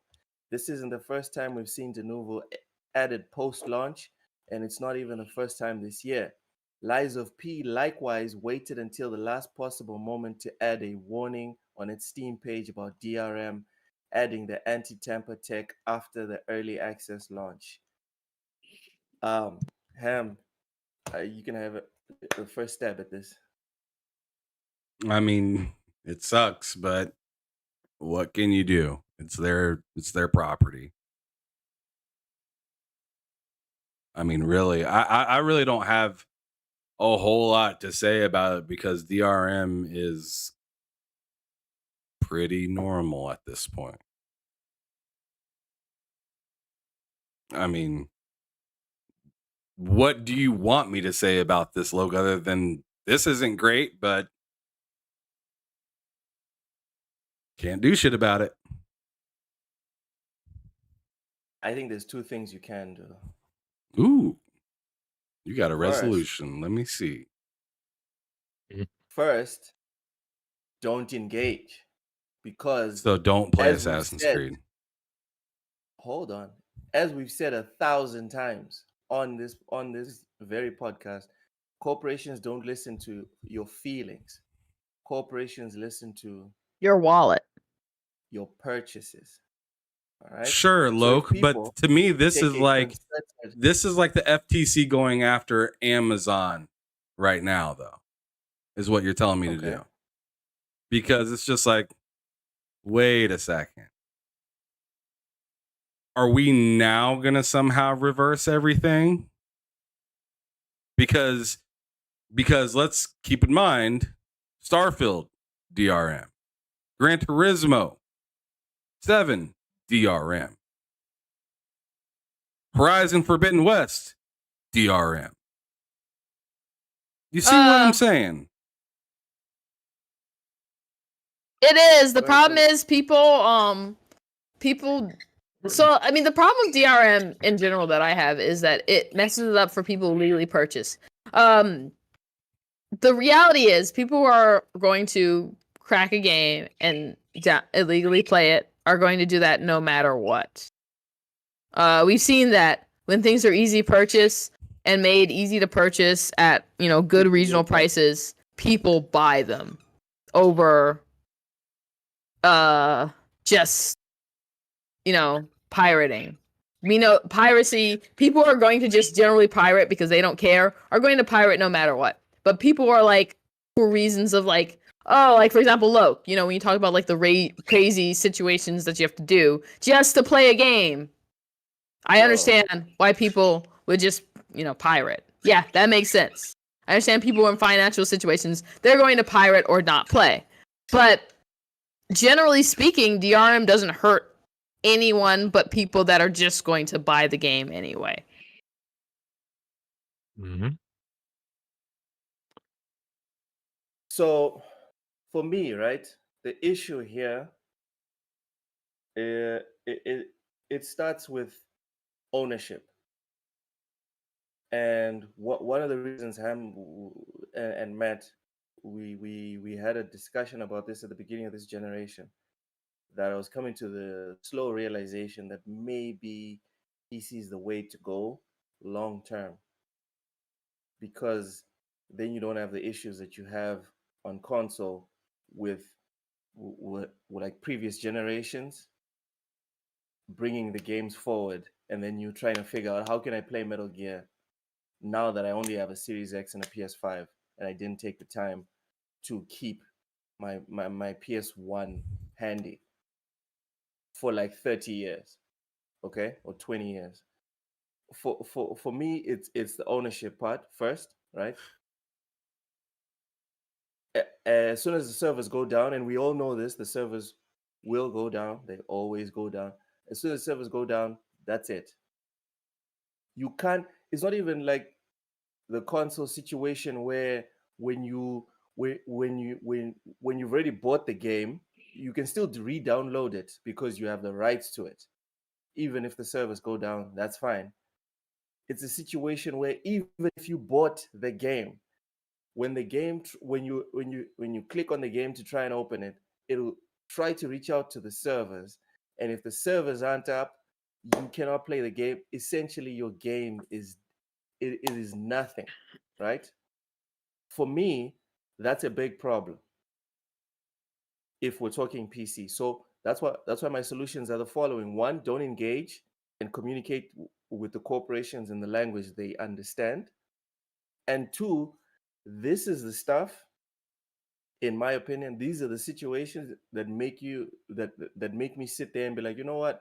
If people pirate this game, I have nothing to say, because as Cozy said, That's true. if you're going to make a game readily available, and Cyberpunk is the latest example, we just got the numbers. Cyberpunk, 60% and more of their total sales, they're 25 million right now. 60% was on PC. So PC is not pirating. Majority is not pirating. But that's because Cyberpunk is presenting a product that appeals to the customer. You can't sell me a product, right? Like freaking Mirage. This is a single player, 100% offline experience. And now you're telling me that I need to do DRM. And also, Cozy, to your point about DRMs, there's different types of DRMs. Yeah. There's different levels of DRM. De Novo, Ham, I don't know if you've looked into it. De Novo is the worst of all of them. What I read there was a brief snippet of what it does to your PC. But also, the fact that you can literally just legitimately purchase a game and it reads the game in such a way that your purchase wasn't legitimate. Like, oh, I can't do this with my game. I can't, make changes in the files and stuff like that. And suddenly, Oh yeah, Mhm. mods as well. Not all mods will work Mhm. because the Nouveau has to check everything that you do. It's like, bro, I paid you $60 for this burger. If I want to freaking add a remote in the middle of the burger and chew through it, that's my problem. Yeah. So the ham, I get you being like, yeah, this is how it is and whatever, but just because that's how it is doesn't mean we have to be okay with it, dude. we don't have to be This is okay with fair. it. We don't And- gotta take it. No, I'm not Can- saying that we have to be okay with it. I'm just saying like at this point in the stage, what do you do? Don't engage. That's yeah. I mean, you can say don't engage, Loke, but then but what are we gonna You're not are we going to gonna engage. preach that every week? Are we gonna you Sail the see what high I'm seas. saying? Sail the high seas. This is the one time, right? This is the one situation where I won't argue with, oh no, it's Alex. This is it. He's always talking about sailing the high seas. If a game has de nouveau, in my opinion, go and talk to Jack Sparrow. Go ahead, Matt. I tell you what. Okay. I tell you what. Well, if you don't think that this game is worth buying because of the whole de nouveau thing, I got a different product to sell you. And that's What? Ubisoft Plus. Get in, Woohoo! get out. Exactly. Okay. And that Based was on my it. plan. I'm waiting until Avatar comes out, until this new Avatar game comes out, and then I'm gonna get Ubisoft Plus, and I'm gonna try Assassin's Creed. I'm gonna try the Avatar game. I'm gonna try Motorfest, or what is it? The Crew Motorfest. Yeah. Some more. I'm just gonna get completely immersed in Ubisoft games. Probably this winter, or sometime mid-December. But after that, hands are clean. I'm out. Just like I did with Netflix That's before, just like I've done with Hulu, just like I've done with HBO. I'm in. I got what I want. I'm out. That's all these sub services do. You get in, you watch what you need, you play what you need, and then escape.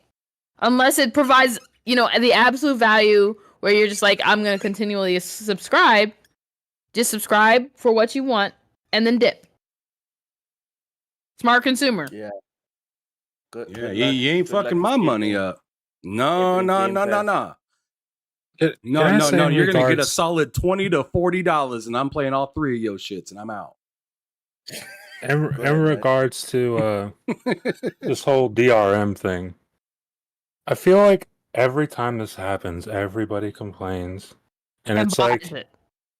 everybody buys it. And here's the thing, especially on PC where this is happening, where it's like, Yeah.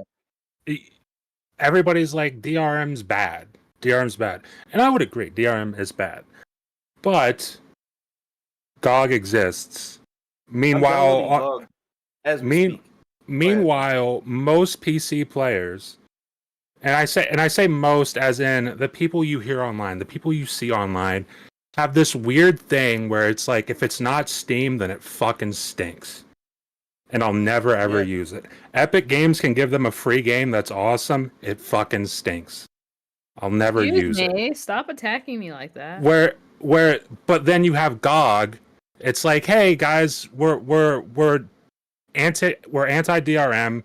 Here's the game. You own it forever. I actually have a You- huge GOG library, so I can't even say that. See, and that's the thing. That's kind of what should be happening here. Where it's like, if you're so anti DRM, then you have a launcher that is specifically shares that viewpoint with you. We're anti DRM. Everything you buy from us, you have bought. It is yours. You don't have to worry about DRM. I would And Yeah. and meanwhile, you have this thing happening on PC where it's just like, Yeah, but I want it on Steam. Yeah, and what's crazy is GOG isn't no mom and pops. It ain't no small little thing. Like no, it's no. been No, not anymore. No. around for a hot minute at this point. Mhm. And it's gotten more popular. But as Matt is saying, it's really surprising how many people want to complain but don't want to take the actions They also have a necessary. sci-fi sale right now on GOG. If you didn't know that, Oh yeah. Yeah, like My GOG, as far as God. I'm concerned, GOG is a better launcher than Steam. The only reason I use Wait, Steam $12 more, now $60. the only reason I use Steam more is because I have a Steam Deck, and in history I bought most of my PC games on Steam, so I use Steam more. But like, if a game's on sale on GOG versus a game being on sale on Steam, if I didn't have a Steam Deck, it wouldn't really be a question. I'd be buying it on GOG. oh look! If I didn't have a Steam Deck, Yeah. Yeah. give me my Steam Deck, dude. Okay, I'll stop. I'll Alright. come down. Alright, Will you? No. Okay. TJ says, I agree with Ham. It is what it is. Just can't pirate based off a developer doing something we don't like. Hey, man, where you decide to put your money is up to you. But that's how we influence the world today. Back in the day, you used to influence the world by like actual fighting and actual like physical actions. Now you influence the world with where you put your money. So if what you want to do is buy games full of DRM, kernel level DRM, kernel. If you guys don't know what kernel level is, I'm putting it in the chat. When you have time, go Chicken. on YouTube and check what kernel level It's chicken. DRM is. It's I mean, KFC. so the thing is, Not that kernel. This guy. It's KFC. Colonel Sanders. You know the thing what? is, most people, I think it's just like people complain. People like to be complain, but they don't actually like to be meaningful something about it. change. They don't. They just want the freedom to complain without being like. Because I'm like, well, you could just give it up, and they're like, well, no, and it's like this is a luxury. So if the luxury, for me personally, if a luxury thing is not tailored to what I need, I'm going to take my money. I'm not going to tolerate it because Facts. at the end of the day, this is entertainment. If it's not doing what I need it to do, down to the letter, I'm going to take my money because I can get what I need elsewhere. Simple. It's not like, Alright. no, my thing is I always have a backlog. So when people are like, but this game, like, do you not have any other games to play? There's no way you don't have other games to play. I literally have 100 other games, and that's games that I've actually redeemed to play. So when it's like always just like you guys realize you can control things with your money, but most people just are too willing to complain and not willing enough to be the change. You be quiet. God, no one asked you. We're here for the birds, Cozy. We're not here for you. Oh. Moving on. And this Did one, you get Yodani's super chat? Damn it. Sorry. I didn't. My bad. Yodani with a $2 super chat says, oops, thank you, Yodani. Says, can Sony add Denuvo to stop getting hacked? If only. I don't care. I really. They're in Go a ahead, race Cozy. against Sounds themselves. like you really want to go off on this one. What don't you care about, Cozy? Cozy? No, she keeps tapping me on my shoulder, like, yo, and I'm like, stop.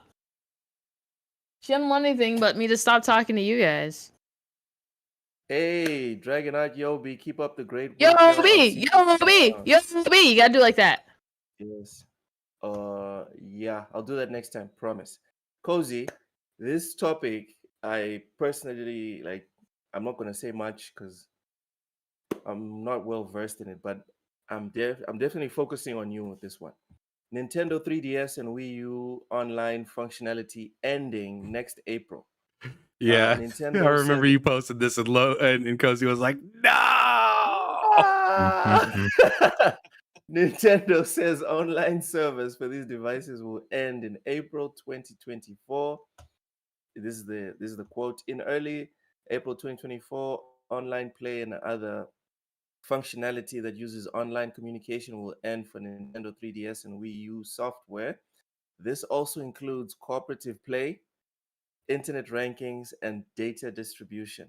Nintendo says it will announce a specific end date and time at a later date, and that it reserves the right to discontinue these online services earlier if Oh, that's an nice. event if an event occurs that would make it difficult to continue online services for 3DS and Wii U. It also notes this includes software exclusive to the new Nintendo 3DS. Cozy Beluga, go Nothing off. says we done more than that. They already took the stores offline. They've already took the stores offline. Both of them have been modded and hacked to death.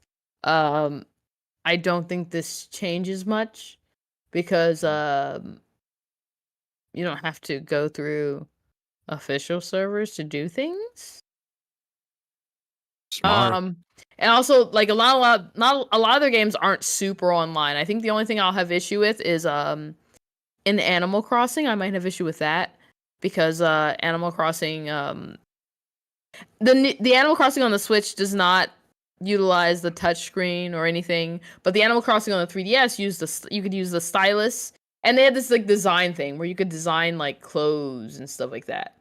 So I was designing them on the 3DS and then moving them to the Switch, and that's the only thing I think I might have trouble with. But for the most part, it was a long time coming. They already turned off the other parts of it. They already, the store is already gone. So it is what it is. It's not like, it's like, let's not pretend that they had a robust online experience.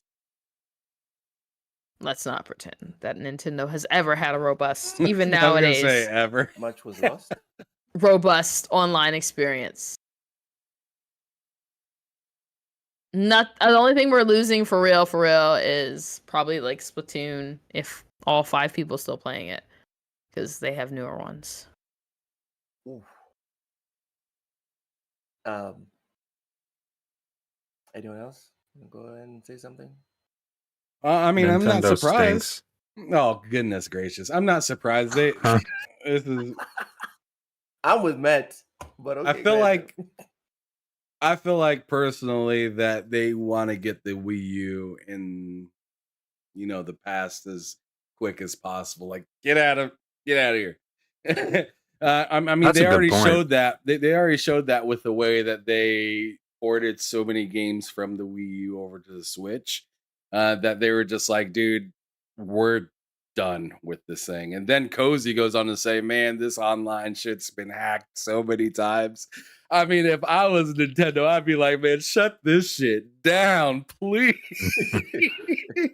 Because I mean, it just, I mean, 3DS it's has a whole nother store. Like, you do not need Nintendo to support it. And see, just her saying that, not just her saying that, but the way that she said that was just like, shut this shit down now. Shutting it down isn't going to do anything. It's like Shut it down. It's already been preserved. It's already been preserved. I think that's the thing to understand. This has all already been preserved. We've got it. Oh, like those pig feet. Yeah, like the pig feet. This is all already preserved. Oh my god. All right. Yuck. Silent Cypher, thank you so much for the $2 super chat. Says Nintendo for the loyal who lean over and take it. No! Hey, hear me out. Hear me out. Nintendo is great.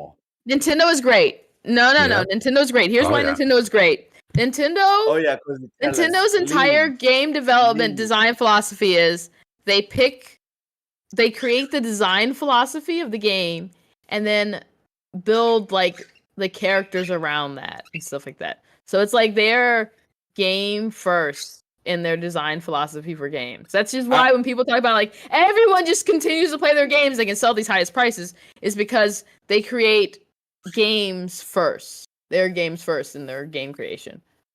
I would pay to see Silent said it, Cypher walk up to Mr. Joanna Dark and say that to his face. Are we gonna take bets on the fight? I want to take bets on the fight. Yeah, I want him got to say that. five I on want it. him to say that while he grinds his feet into MGS1 case, just to really get under his skin. I mean, Luke might jump into the fight. On that note, we're gonna keep it moving. Luke's back there sweating. Loke is a fake gamer though, so it doesn't even matter what he says. In its quest to save Cyberpunk 2077, CD Projekt Red spent over $85 million on Phantom Liberty. It's a good deal. This is from Games Radar Plus.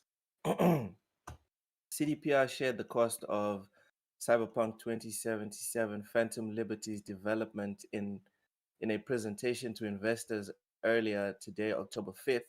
The exact breakdown comes to 275 million ZL. I'm guessing that's the currency in Poland, on direct production expenditures, and another 95 million ZL on marketing campaign costs. Converted to USD, that's about 62.8 million and 21.7 million US dollars respectively, Wow. or roughly $84.5 million. For reference, game developer previously reported that Cyberpunk 2077 cost $174 million to develop, which is just over double Phantom Liberty's cost. Put another way, the DLC, which is obviously far shorter than the base game, was nearly half as expensive as the entire RPG itself. It's a pretty good deal. Dang. Before we get into it, Silent Cypher with another $5 super chat. Thank you so much.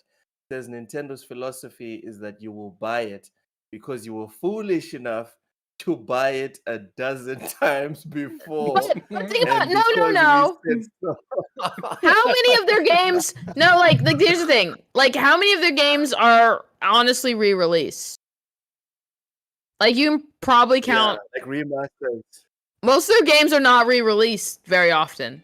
Like, they don't even come up with like new editions. They have like one software. They come up with like a handful of like things. Like, yeah, there are bajillion Mario games, but like because they have a gameplay first design philosophy, those millions of Mario games are vastly different. Like, you know why people are clamoring for like another Mario RPG? Because it's been ages since the last one came out. A long time. So like a lot of times when they're like, hey, we're coming out with this game.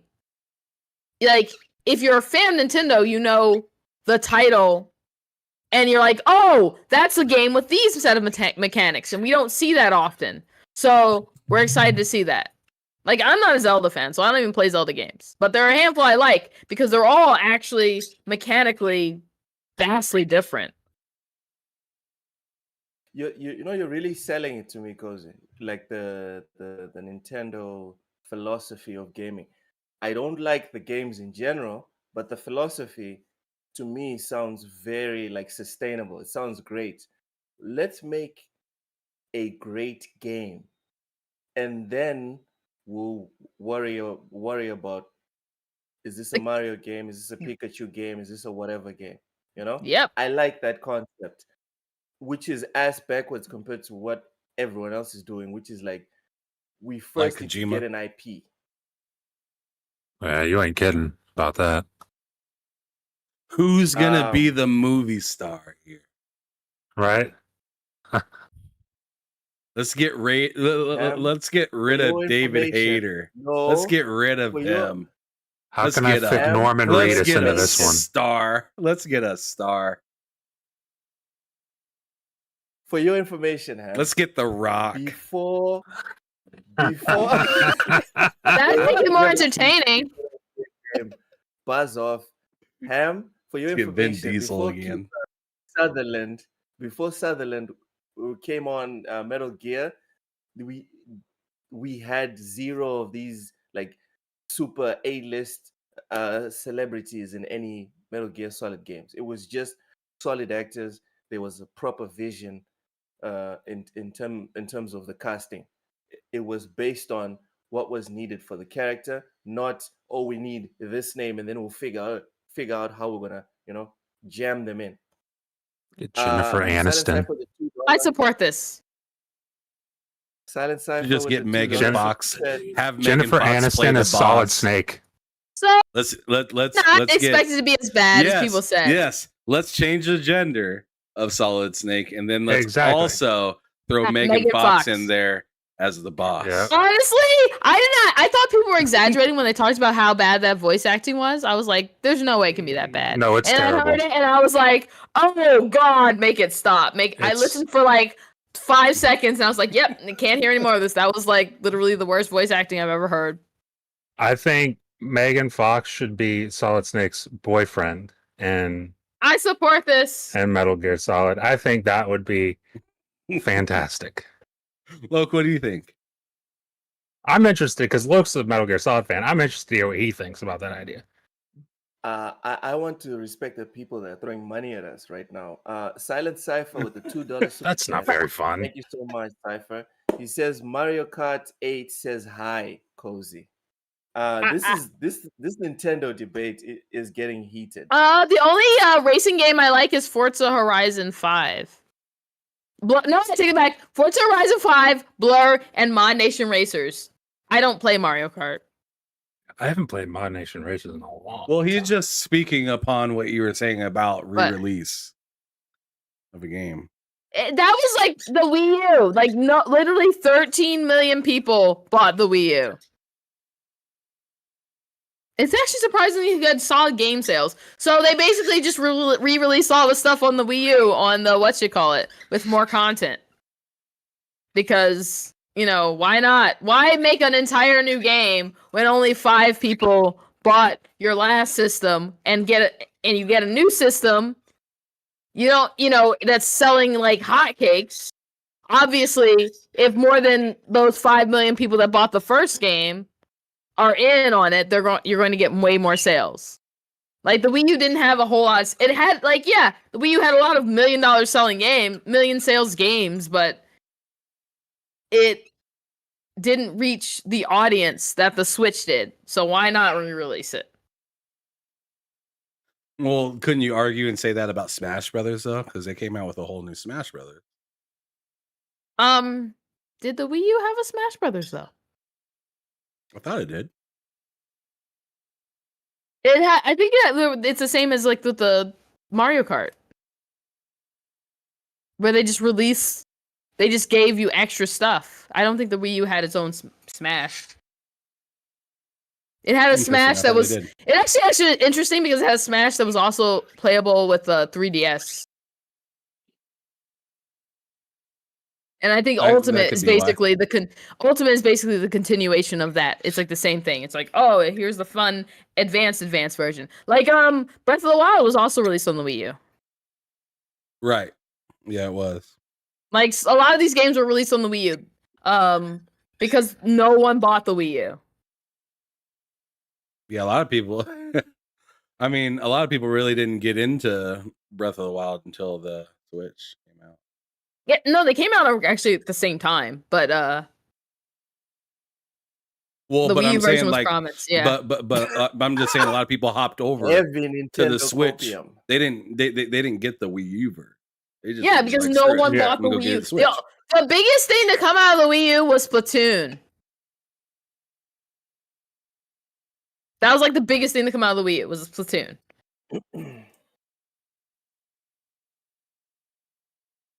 All right. I love it when we talk about Nintendo. It's because you're an uncultured gamer who likes non-games like Metal Gear Solid. Do you want to talk about Metal Gear Solid? Because we can. Do you want to watch Metal Gear Solid? Megan Your Fox, Donny Kazada says the Nintendo Brock nostalgia Lesnar. glasses are definitely rose tint. Lord. The thing is, you were talking to someone who doesn't like most big Nintendo games. Like, my favorite franchises are Animal Crossing, which, doesn't have a lot of nostalgia because of... That's not a big game? Are you serious No, right now? so, and Animal Crossing has always been a big game, but I think people forget there aren't a whole lot of Animal Crossing games. The first Animal Crossing started on the GameCube, so it's not like one of their super... And it's like one per generation. There aren't a whole lot of Animal Crossing games. It's just that Nintendo makes games that you want to continually play for a long term. Like, a lot of companies couldn't imagine you make one game and people are going to play it for like 6-7 years. That's what's so good about Starfield, Loke. You got a long time to play it. Yeah. Metal Gear. Metal Gear will be sleeping again. I mean, you can watch Metal Gear while you play Starfield. There That's you go. true. You only need to hold a controller like 10% of the time. Yeah. Yeah, so like, I mean, I like Kirby. I'm a fan of Mario RPG, but I'm not a fan of like the platform Mario games. I generally don't like Legend of Zelda games. Fire Emblem has been crap since the 3DS. So yeah, I don't play a lot of Nintendo big games, but I play some of their smaller stuff that is really out there and enjoyable. All right. Let's move on. Moving on. Say it, Hamothy. Moving on. No, you don't say it good like Loke says it. Moving on. Thank you. Sony adds 3 movies to the most expensive PlayStation Plus tiers. This is from Kotaku.com. Sony Pictures Core, Wait. I'm about to click on this. There's one person in our chat that thumbs down. Thumbs down this article. And I'm assuming it's Matt. It was me. It was me. Okay. Alright. So Sony Pictures Core, a rebrand of Sony's streaming service Bravia Core, will let PlayStation users purchase or rent up to 2,000 Sony films straight from your console. The offerings include big name titles like Spider-Man Across the Spider-Verse, Uncharted, Bullet Train, Ghostbusters Afterlife. You can download the Sony Pictures Core app in the media section of the PS Store on your console, and depending on your PlayStation Plus tier, a select assortment of those may be available for you for free. According to PlayStation blog post, PS Plus Premium and Deluxe subscribers will receive the added bonus of an ad-free curated list of 100 films like King's Glaive, Final Fantasy 15, Resident Evil Damnation, which will be updated periodically to stream as part of your membership. Sony also announced that the Sony Pictures Core will have an early access window where folks can purchase films like Gran Turismo, the app's first exclusive movie, before they become available on any other on-demand home video service. Matt, TV app. You're the person that's most into this, Matt. So go ahead. Stinks. It just stinks. It stinks and it's bad. And it's like if this was the reason they're raising the price, and you said this was only in the top tier, correct? Yes. Stinks even more. Because if this is the reason they're raising, if they're raising the price of their top tier gaming service because of the inclusion of movies, then that's just stupid. That's just stupid. I don't want movies. If I want to watch a movie, I'll buy a movie, or I'll just turn on, Netflix. I'll get on Hulu. I'll get on Paramount Plus. I'll get on Peacock. Any other streaming service, honestly. I'll watch a movie. but when I sign up for a gaming subscription service and they're like, "Hey, the price is going up," and I'm like, "Oh, are you adding more games?" Like, "Nope, movies." I'm like, "Well, you're stupid." They already Just had a TV service, and they canceled it because that's the only way you could watch that show, Powers. I remember that service. I was signed up for that service. What was it called?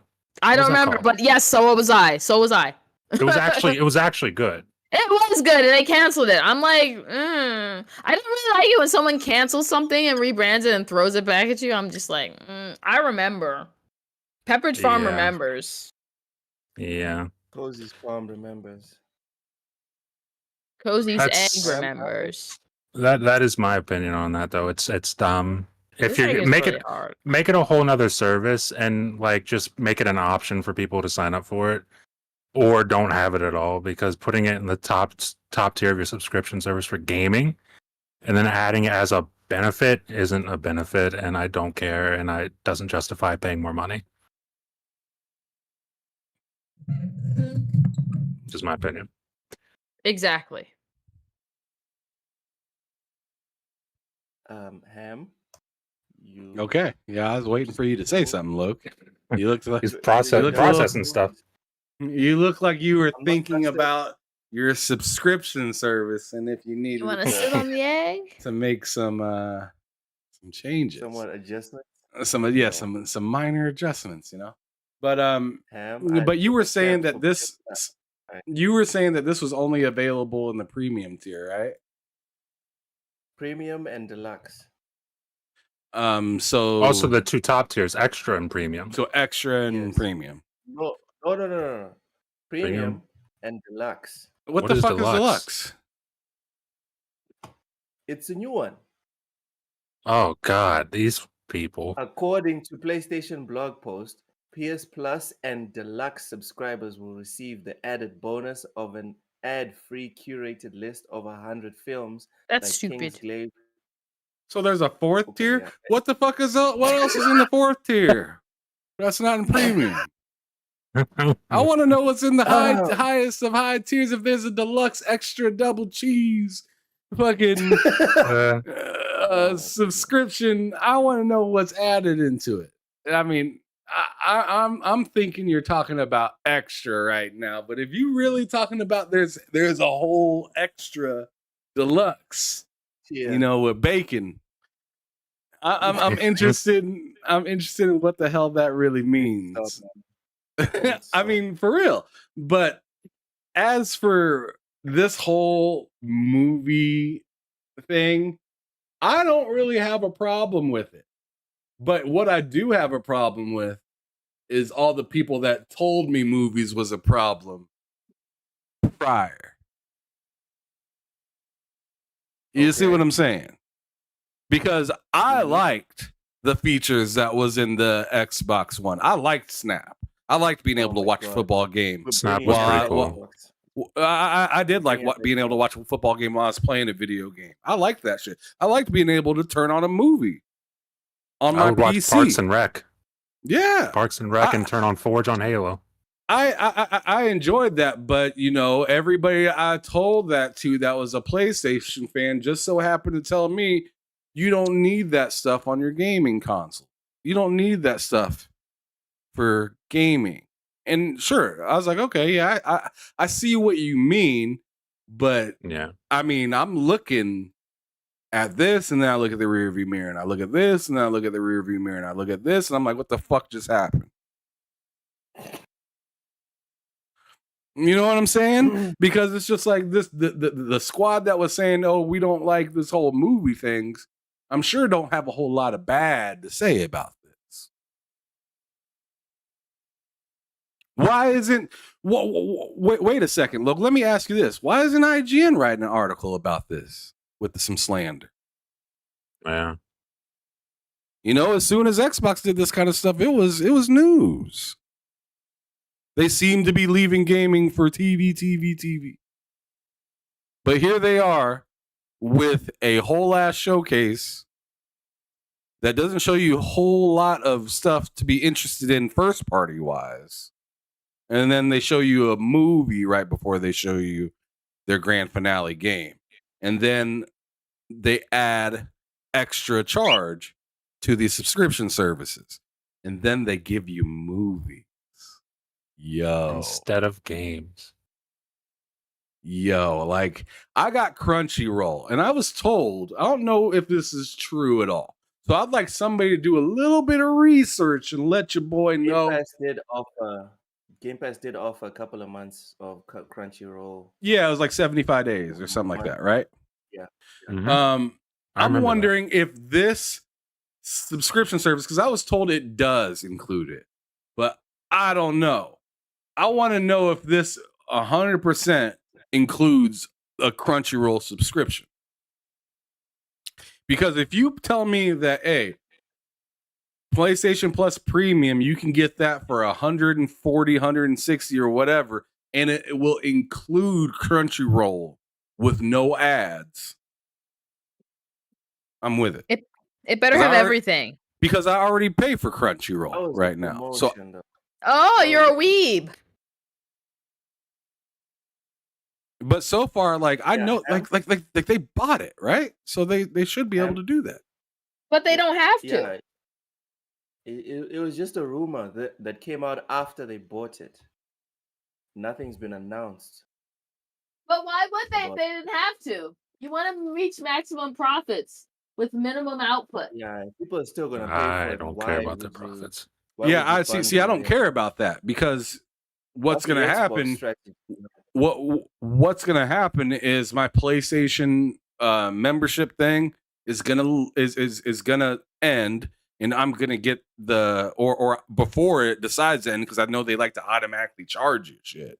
Oh yeah. I'm gonna go on ahead before January hits, switch back down to Essential, and just keep it like that, because I mean, I've played two whole like I've beat, I think, one game off of the PlayStation Plus Premium. And it's just because most of the games that are in there, I've already seen in Game Pass that I'm interested in, or I own them, or I game share them with somebody that owns them. So it's just like, I'm just not seeing the value there. I don't think it's terrible because, hey, if you're fairly new to PlayStation or you don't have all those games, there you go. Have at it. There's your platter. It's good.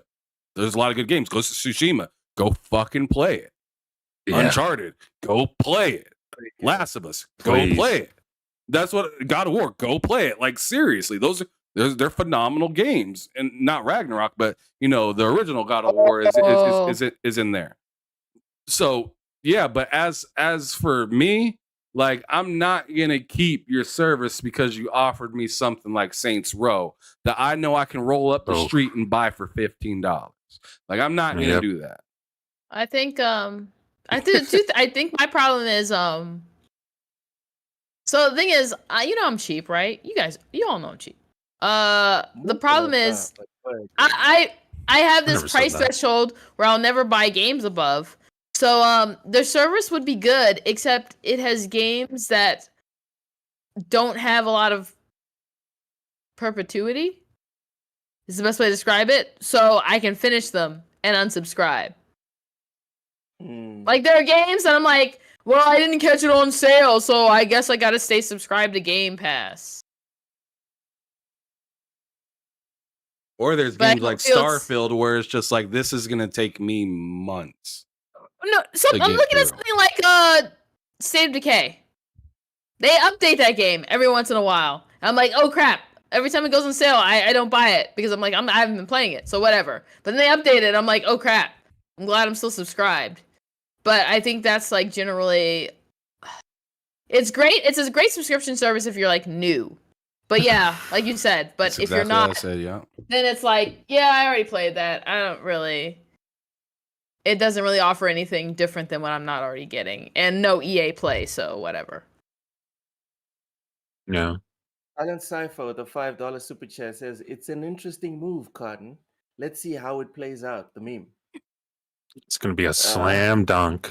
I'll slam dunk your face with my fist. I'd love to see that. I'd pay for that too. Yeah. You really Yeah, want- I honestly I wouldn't even be mad at that because I'm a fight Mac and Mac Mac. Mac, Who's Big Mac? Mac, and force him to Mac lick a likes game. games. Yeah. You're not forcing me to Like, do lick- shit, I'm gonna Cozy. fork you to listen. Fork you. You ain't fork you. forcing nobody to do nothing. I am, and you're gonna No. be unhappy because you're gonna have to lick a game, and you're not. I'm gonna be happy. unhappy. I'm unhappy that you think you can do that. I Cozy. can do that. You think I can't You do that? can. You think I You can't can. force you to lick a game? No, I I'm gonna don't. show up on your doorstep Okay. and be like, lick Ah. the game. I'm gonna shut the door. Well, this I'm gonna is shut the door and call the N- police. NFSW. And they shoot both of us. Maybe. Metal Gear Solid Oh my paid god. Go voice away. actor Jennifer Hale only $1,200 in a recent podcast appearance. Jennifer Hale revealed that her first Metal Gear Solid gig voicing that important character paid only $1,200. Hale avoided naming Metal Gear Solid directly in previous interviews, only saying in September that a game made $176 million and paid her an hourly wage that was way less than what I wanted it to be. But in this week's episode of the My Perfect Console podcast, currently available in early access, Hale responded quickly to host and critic Simon Parkin's question as to what that $176 million game was. It was Metal Gear Solid. She agreed with Parkin that her original MGS pay was 1,200, and it is a grotesque disparity with the $176 million, saying it's indicative of what's happening in modern culture. For every dollar that the workaday person makes, and voice actors are workaday people, all actors on camera, voiceover, who are not celebrities are workaday people. We make $1 for every $399 executives make. Matt, no, Cozy's the biggest Metal Gear Solid fan here. Cozy, you go first. Hey, I love Metal Gear Solid. This is actually part of the reason why I take issue with them paying big names to do a lot of these voice actings, because number one, a lot of them Idris are Elba, just for example, pardon. Idris Elba with Cyberpunk, for example. Yeah, but I mean, they use his likeness, so like that I would say is a little difference. They were using him more but there are people like, what's her name? Megan The Fox. bad one. Yeah. Megan Fox. That was really awful. And they paid her way more than they would have paid like someone Yeah. that was like a seasoned You. voice actor. Someone who Hey, gives a you. shit about the game. Yeah. And that's like the issue I take with it, is like they spend all these resources on like, let's try to get people to this game by utilizing this big name. And Yeah. instead of just saying like, going with the voice acting people who regularly do this, who regularly create voices that we know and love. And yes, and there's some crossover. There's people that are like great voice actors and also great, actors, but not all of them are the same. And this is something that's so frustrating because like, they spent good money on that could have been spent elsewhere. And we hate to see it. We hate to see it.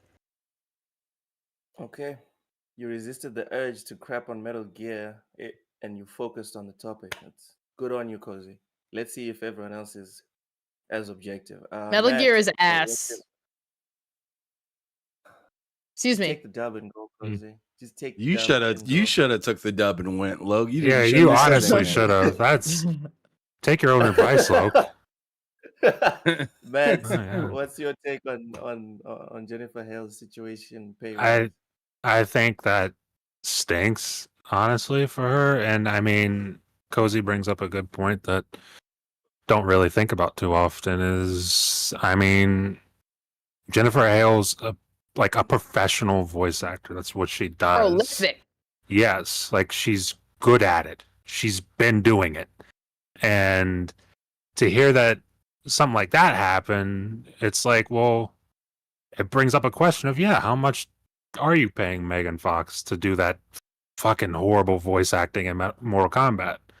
Like, how much is she getting? Because, I mean, you would hope in a just world, she's not getting more than Jennifer Hale on Metal Gear Solid, but obviously she is. Obviously. So it's like, it raises that question. It's like, why is it worth it to have big celebrity just for the sake of having big celebrity, especially if they don't care about the project? Like, I think, we shit on Kojima, but like Death Stranding's a rare case of like Norman Reedus obviously did well in that, like, he cared. He gave a shit. Mads Mikkelsen cared.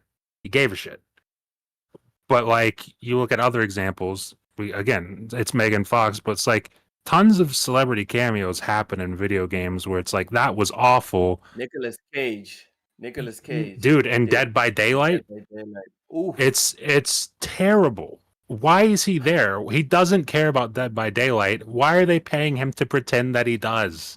Just get someone who cares and pay them either the same or even a little bit less.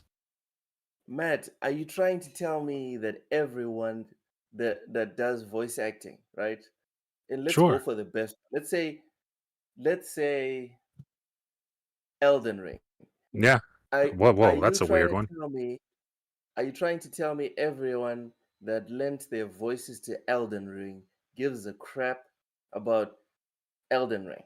No, but they give a crap about their work.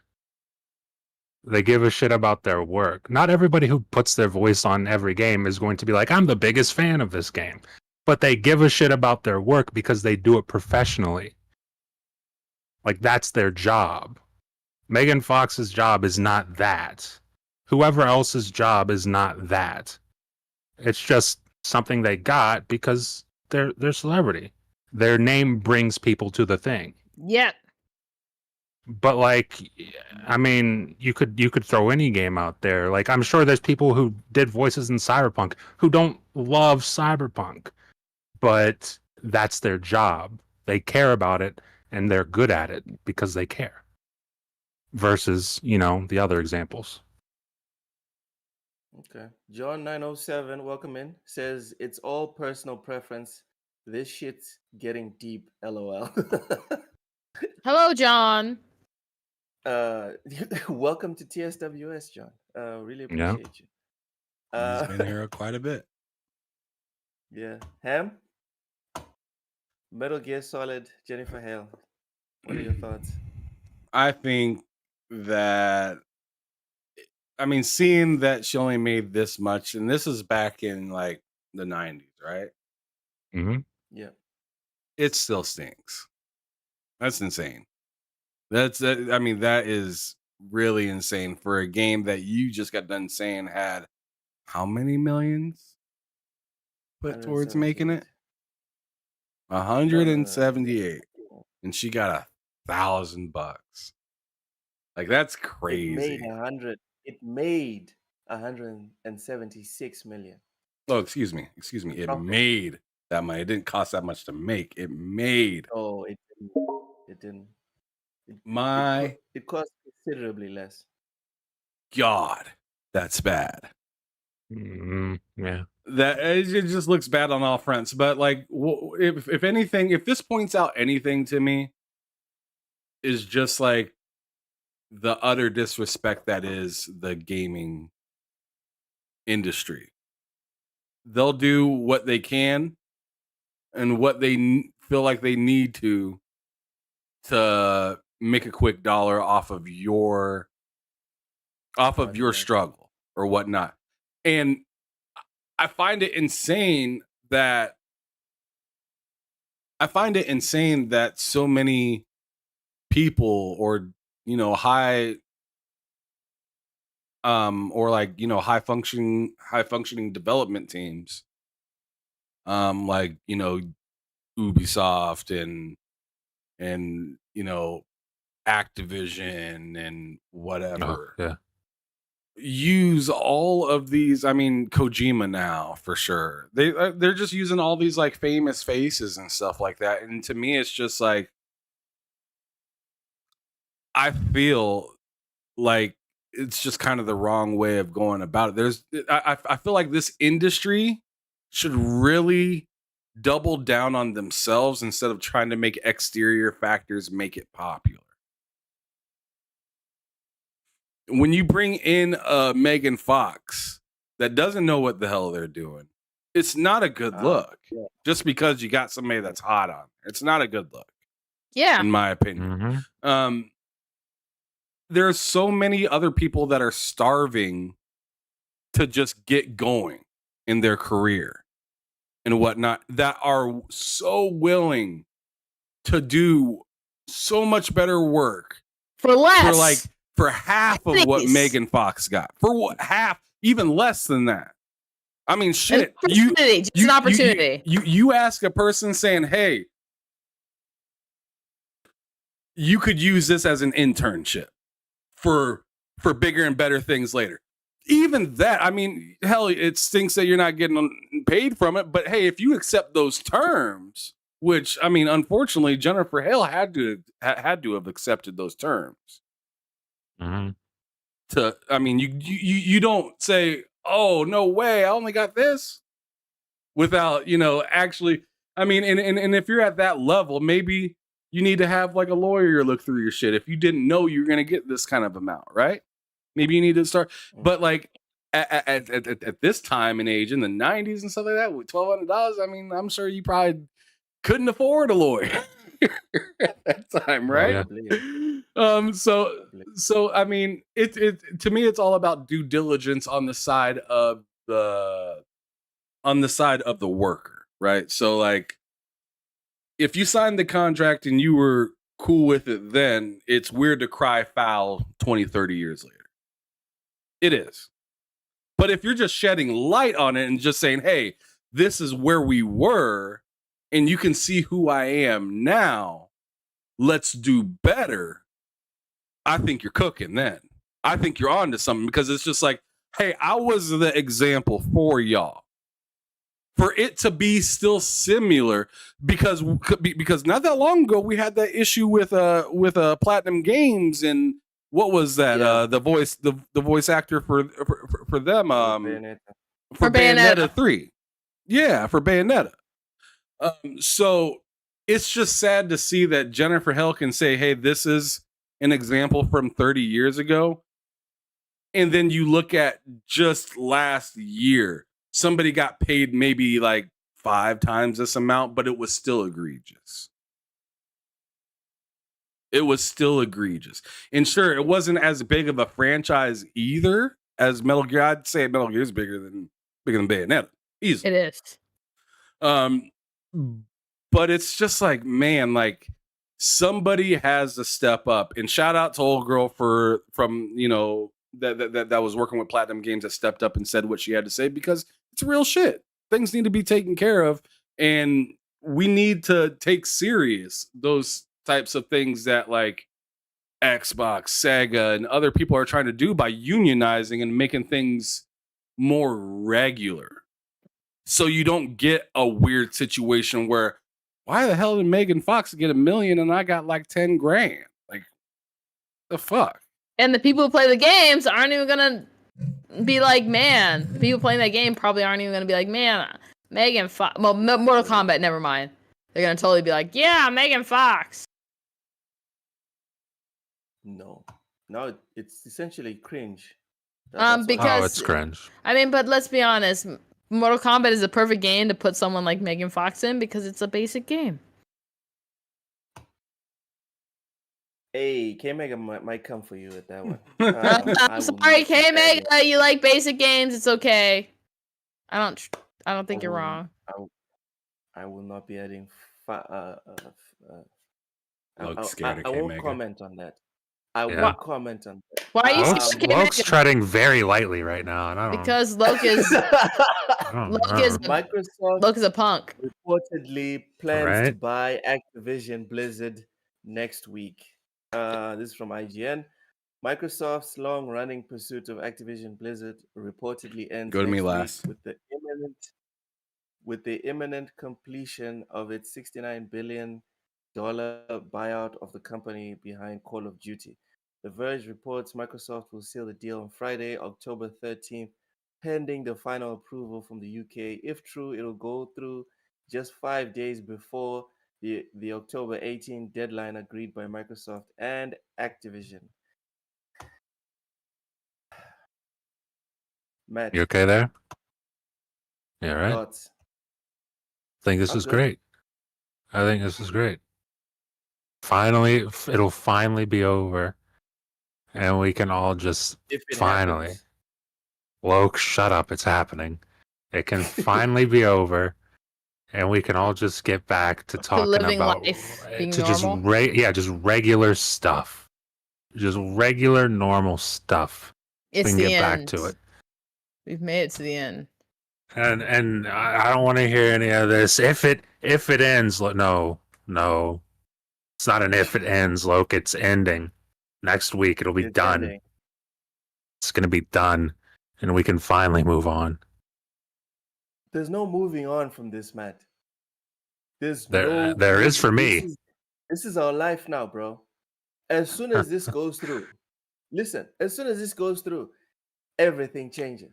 Now we have to dedicate, I don't know how many podcasts to sitting here and disseminating leaks and confirmations that, oh no, Call of Duty from 2025 or 2030 or whatever is going to be Xbox exclusive. Now Candy Crush is going to be on console, etc., etc., etc. Game Pass, and all the mobile games will now get bundled into Game Pass. And now, when you purchase Game Pass, you get X amount of whatever currency it is for you to convert to the mobile games on the Activision mobile games, and on and on and on. So no, this is not the end. But, Yes, go ahead. yes, it is. You were saying something. Yeah, I was saying it's the end, and it is. I was saying it's the end. We can finally move on, talk about a few different things as opposed to this. God, how long has it been? 2 years almost. 2 years of this, and it's just been. I remember when they bought Bethesda, and like everyone was like, "Wait, so they don't have Bethesda now? So they don't just own Bethesda now? They have to go through a process?" And everybody thought that was long. It's a couple of months. Yeah, that was way less tedious than this. This is like, can we let it go? Like, I don't even care. Yeah, like this is almost a full 2 years at this point. Like, let's wrap it up, keep it moving. Xbox has Activision now. Game Pass is gonna be better than it is if you like Activision games. Let's wrap this up. Let's wrap this up. Get Bobby Kotick out of there. Get him out, and let's wrap this up and keep moving. But he's your favorite person. No, Bobby Kotick is. Yeah, you're like a. Never mind. I can't even say that publicly. But yeah, I was about to say something. You support him. I don't support him. The guy's a freakish lizard. That man is a lizard. Literally no one. Like, no one supports him. I support. Anyway. You support. Cozy supports Bobby Kotick. All right. Cozy, about the acquisition probably closing next week. Can we? I hope it does. I need it to close next week because guess what? I don't want to hear any more about it. I'm done. Yes. I'm over it. I'm like, let it go. Like, can we never again talk about this? I'm ready to just never talk about this again. I'm ready for this to be the final conversation. Mm-hmm. Like, who isn't over this? Like, raise your hand if you're like, man, I need to hear another week in the adventures of Activision and Microsoft. Like, no, I'm over it. Yay, please. I'm good. No, because you like drama. Hand is raised. Good. I don't have to see it. Jesus, Cozy, even when I agree with you, damn. Go ahead, Al. Go ahead. No, I'm just kidding. My hand was raised. I was like, let's go for another month. No, I'm Oh just God. kidding.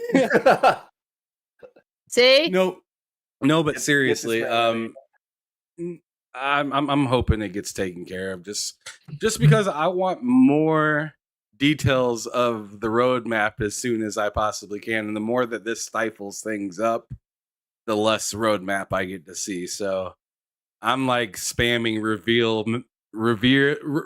treasure map like it's Forza Horizon.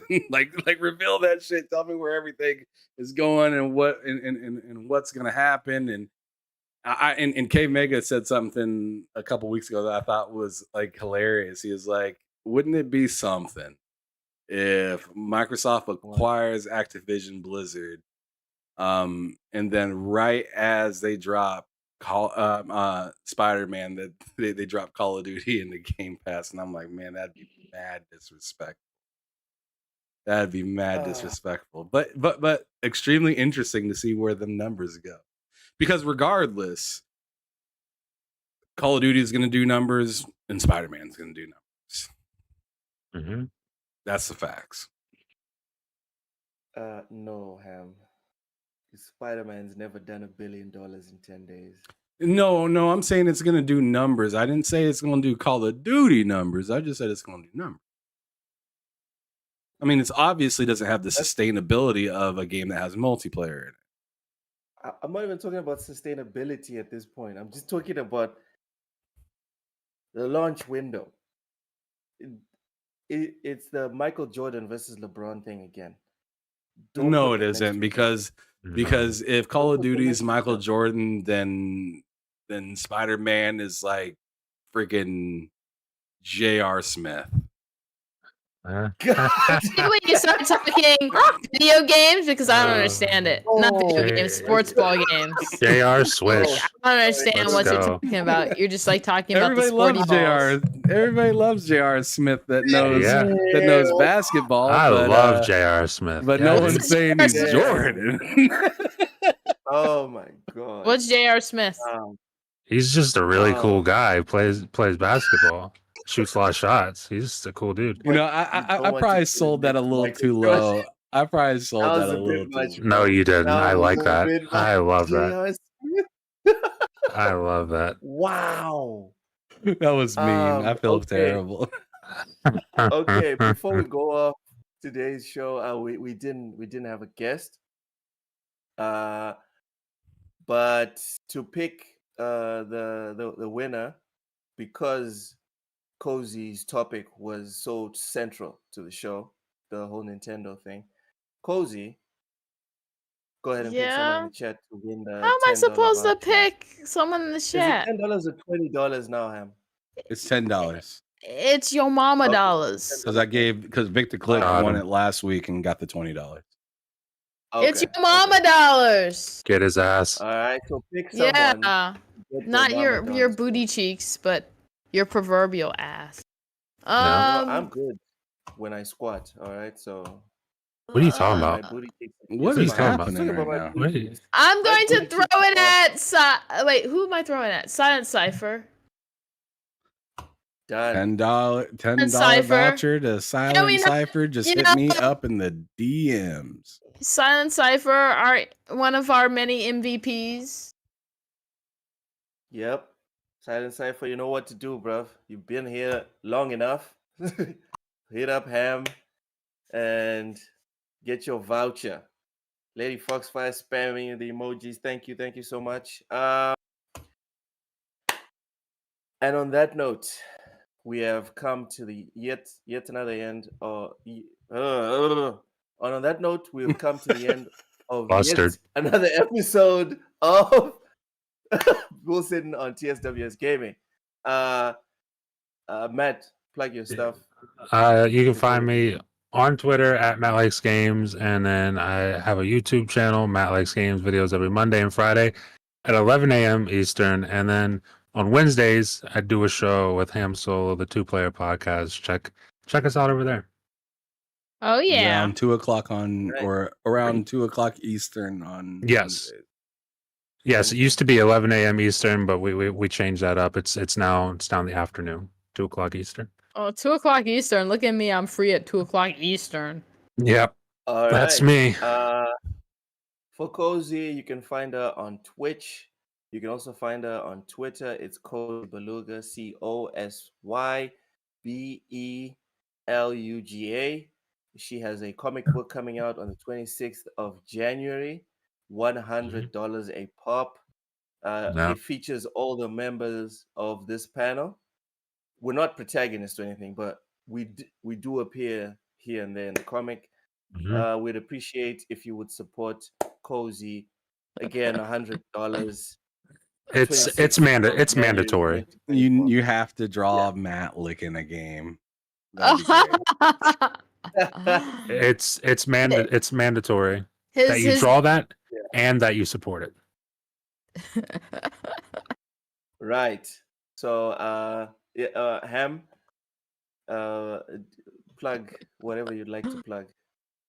Oh, so yesterday I had a phenomenal episode with Kareem Jovian, which he has a massive following on his YouTube, and he's been he's a guy that a lot of people seen walking around New York City asking people about Starfield and what they felt about it. Comes to find out, dude is a massive gamer, and he's not just talking Starfield stuff on Twitter. He's actually about that game in life. Bro was saying all different types of systems. One of his favorites that he kept bringing up was Metal Gear Solid. And look, whatever. Base. And Shenmue. And he talked a whole lot about Shenmue and his affinity for Bethesda games and how deep they are, and that's why he's so serious about Starfield, because it's so long, and there's a lot to there's a lot to figure out with that game, and you can't just do it in like 15, 20, or even 30 hours. It takes a long time to get through all of it. So I highly recommend you guys check out that interview. Next week's interview is going to be with PK ENT. Got him coming through. Nice. It's going to be a good show. I'm pretty excited to have him finally come through for an episode of Behind Them Sticks. But other than that, you can catch us next Monday. We're doing the crossover podcast on K Mega's channel, K Mega 4. And then Tuesday, me and Loke are going to be doing the lowdown here on TSWS Gaming. Like I said, PK Live will be here on Thursday for the next episode of Behind Them Sticks. And then you'll see us next week, I guess, with Wooly Gamer, because he got an invite already for next week's show. And we're going to talk about Forza and that coming out. And one other person I'd like to invite, I'll see if they're available to do it for next week, is Fuzzy Belvedere. I'd like to see if he'd like to come on, and I'm not just inviting him in here because he's he's an Xbox guy. I want to invite him in because he's an all-around gamer that loves racing games, and any kind of cap about GT7 that flies out of Wooly's mouth will have to get verified by Mr. Fuzzy Belvedere, and I'd love to see it. I would love to see it because Fuzzy knows his ins and outs about GT7 because he loves racing games. He doesn't give a damn about the platform.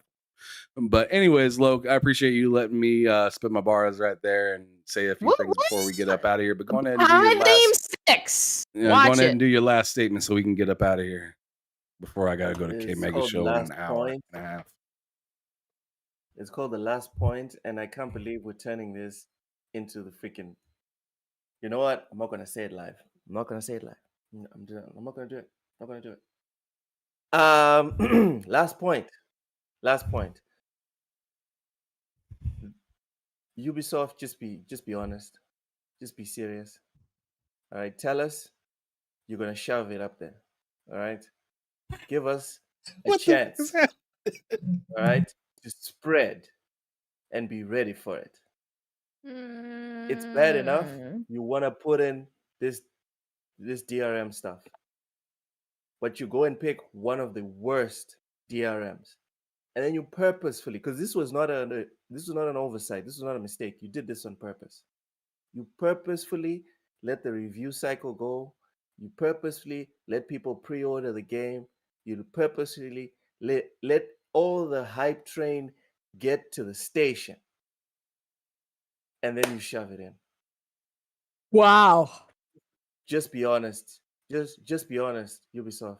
We appreciate scumbags, especially if they're honest. All right? Dishonest scumbags, that's another level. All right? Thank you for listening.